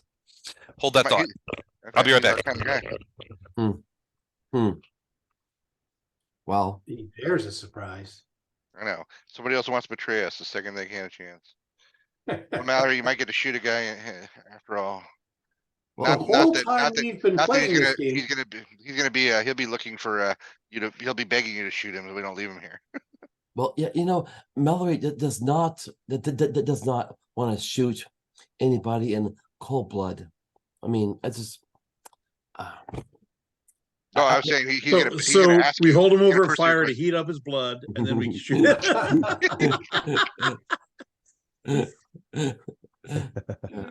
and Doc's got his roasting his s'more penises over there. Oh, you've got to preserve them, Mhm. or they start to smell. So, Andrew, Andrew, you read Island of Dr. Moreau, right? yeah, Yeah. long time ago. Yeah. You're ready to make some experiments up on the ship, right? Sorry about that. You know what they say about Coors Light? You only rent it. All right. So I'm gonna say this is my most chilling voice to this guy. Like, I'm sorry, my sandy friend. I don't believe you. What? So Why would you believe me? you get one more chance to convince me, or I'm gonna leave you here to the tender hospitality of our Tewfikian friends. Yeah, one of them's like, yeah, one more chance. That kind of thing. It's like, oh God. All right, so let me max out my roll. How many points do I have left to do my fast talk? You have, according to mine, you have 11 pool points left. So fair amount out of All right, 15. so 11. We're assuming we're done for the day. I'll get them back probably before we get to the next adventure, right? I know. I mean, you'll get them back. You need a time. So you get D6. So recovery is staggered, right? So you can take one action and do D6 points. Then you need 10 minutes and D6 points. Then you need 1 hour and D6 points, and then 10 hours and D6 points. All right, so I'll take up to the 1 hour one. What is that? That gives us 12 points. Yeah. Well, 3D6. All right, so You can't enact it now, though. I mean, you could do a one action one now if you need the points. Yeah, I'm gonna do one action. No, I'm just. Oh no, I'm sorry. I'm just trying to spend them now. I'm not trying to get them back. Right. Okay. So if you wanted to go back to, what did we say, 11, and then you spent, so you brought it down to a 6. So if you spend another 2, Down to 4. It brings it down to a 6 is what we had last time. Okay, here we go. There 14. we go. Okay. All right. So you can see him as as the blows fly into his abdomen and head. You could see him sort of viscerally capitulate to you. He's like, "All right, yeah, I want to live. I was lying before, but I can actually get you aboard our ship. As far as Kykbandirz, he's headed back down to Kukulkan. He has to report to his. He has to report what he's found to his masters. I know the Penny Dreadful is headed for Mirabilis because that's where they think you're going, and they're going to see if you've run home to Mama. We didn't expect to see you here. Everybody pretty much believes that you're headed for Mirabilis to get under the protection of the Spofulum Corporation. Lamonte wasn't going to deal with that. So if you guys went into Walk into Light, which is the big Ascensio station, which is the big station there, and the AI that controls it is called Walk into Light. They said if you were going to get to Ascensio station, he was going to dispatch his guys to find you and kill you individually, or capture whoever they could, but if not, kill you. Okay. Well, So- and I'm sorry, where did you say our good friend was? He's headed back to Kukulkan. So here, let me show you. Get us a map. Hold on a sec. Okay, can you guys see that? Yep. Whoops. I see where we are now. We don't want to give away all our secrets. All right, so let me We're close right. it on mine here. So We're you right here. guys are at Tewfik, right? Where you guys are right here, where's Waldo is. So you could always tell that's where you are. Where we So- are, right? So you guys had talked about going to Mirabilis for exactly the same reason, and they think, which means if this guy says that the Penny Dreadful is headed for Mirabilis, that means he's probably got a month of travel ahead of him, because that was what it was going to take for you guys, 4 weeks of jump space to get to Mirabilis. But that's what they think, according to this guy, that's what they think you guys did, is head for Mirabilis to get out of Dodge. That's where we were gonna go. Well, isn't Mirabilis like deep in Terran territory? Isn't like Well, yeah, it's a huge Terran system. so that's some balls that they're going to take their pirate ship or whatever it is over there. Well, as far as the Terrans are concerned, the Penny Dreadful is just you're an average 400-ton freighter. Okay. Plying the things, doing the Ursae business, so he's headed that way. So that's where the Penny Dreadful is happening. What he tells you is that Kykbandirz has got a different ship. He doesn't know the name of it, but it's headed to Kukulkan, which is again super far. So probably what that's going to do is they're not going to go across space. They're going to go to Greenport, refuel there, and then cross this area here to Kukulkan, because that's the typical route, right? Greenport sells a lot of fuel to a lot of Ursae ships. Remember what you guys learned is that Kukulkan is sort of like out in the distance, right? So they're sort of when the Ursae are coming to Terran space, dealing with everybody else, their first stop is usually Greenport, because that is their gateway to sort of to known space, because they're sort of out in the hinterlands, right? They've also set up. You can see this yellow area. They've set up fuel outposts here. So those are Ursae outposts. Essentially, they are beacons and space stations in deep space that are fuel depots, essentially, where Jump 3 ships can reload for the second jump to Kukulkan, right? Because otherwise you would need a Jump 6 ship, which is not that good. This is another reason why the Ursae would love to have better jump technology, is because they're so far away from everybody. Right.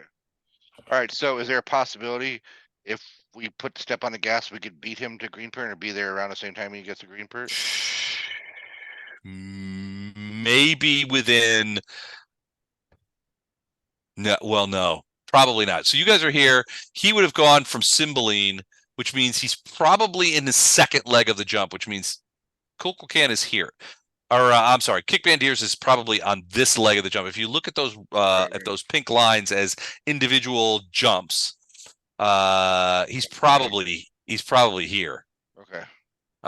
Which means you guys wouldn't be able to catch him. You guys could potentially get there you guys could get to Greenbert probably between a week and 10 days after Kykbandirz gets there. But remember, you guys are already the persona non grata in Greenbert. Yeah. Yeah, it's true. What about just a thought? I don't know how space technology works in this universe, but can we get one of our buddies over there to maybe throw an Apple AirTag on his ship before it heads out again in the deep space, so that that could happen. You don't meet him at Greenpern. All we need to do is find out where he's going, and track his ass down. Talk to Bill Scaramouche. He could probably make that happen. Yeah. He's the one that warned you about the Ursae fleet. Now remember, there's an Ursae fleet at Greenpern. I forgot about that. Bill sent you that message and basically said, "Look, there's 5 warships headed this way." They are really worried about us poor little space merchants. Well, here's the thing: if they found something and could make it work, the jump technology thing, imagine how big of a secret that would be. It would essentially, it's like Keeve told you, if they make this work, where they can jump far, they can jump in and jump out. They don't have to use Lagrange points. They don't have to wait. The calculations are easier. If they can make this work, the Ursae will be able to become essentially, I mean, they'll be able to challenge Terra. Yeah. Because the Terrans haven't been able to make this work. All right. Well, I mean, this bear doesn't care, right? He's just a merc, so he's not one of these shiny-eyed zealots, I'm assuming. Well, you get the impression that he doesn't know much about the big project. They would have kept this very close to the vest. Yep. Okay, so at least that's an option, guys. And I think that might be good, is to somehow get a tag on his ship so we can track him down later on our terms. But it's time to probably get the hell out of Tewfik and decide what our next plan is. But we also have to get past the ship or destroy the ship in orbit. Yeah. Well, that ship's still in orbit now, and that ship expects those shuttles to return in about 16, 17 hours. So we could, that's just enough time to get all our points back and go there, and we'll see how good Eric is with a shotgun in close quarters in a hallway. Can we load the shuttles up with explosives and autopilot it? It's possible that Bishop could rig up something, but he would have to be on site. Well, we have enough time. Well, we got several hours. We got several hours, yeah. Well, speaking of time, the thing is, I know they would start too asking, calling it when it got closer and closer, but we don't know how close it would get before they would do something drastic. It's possible it would. So the sand guy tells you basically, we would, as soon as we got into communications range, we would hail them and say, hey, we're on our way home. Maybe we could rig a signal to kind of sound like them saying, our radio's damaged, for having difficulty, have it all crackly, and then you just go dead. The old Han Solo plan, huh? I was about to say, didn't Han Solo do that in Star Wars? Boring conversation anyway. Didn't work for him then. It's an old code, but it checks out. I was going to let him through.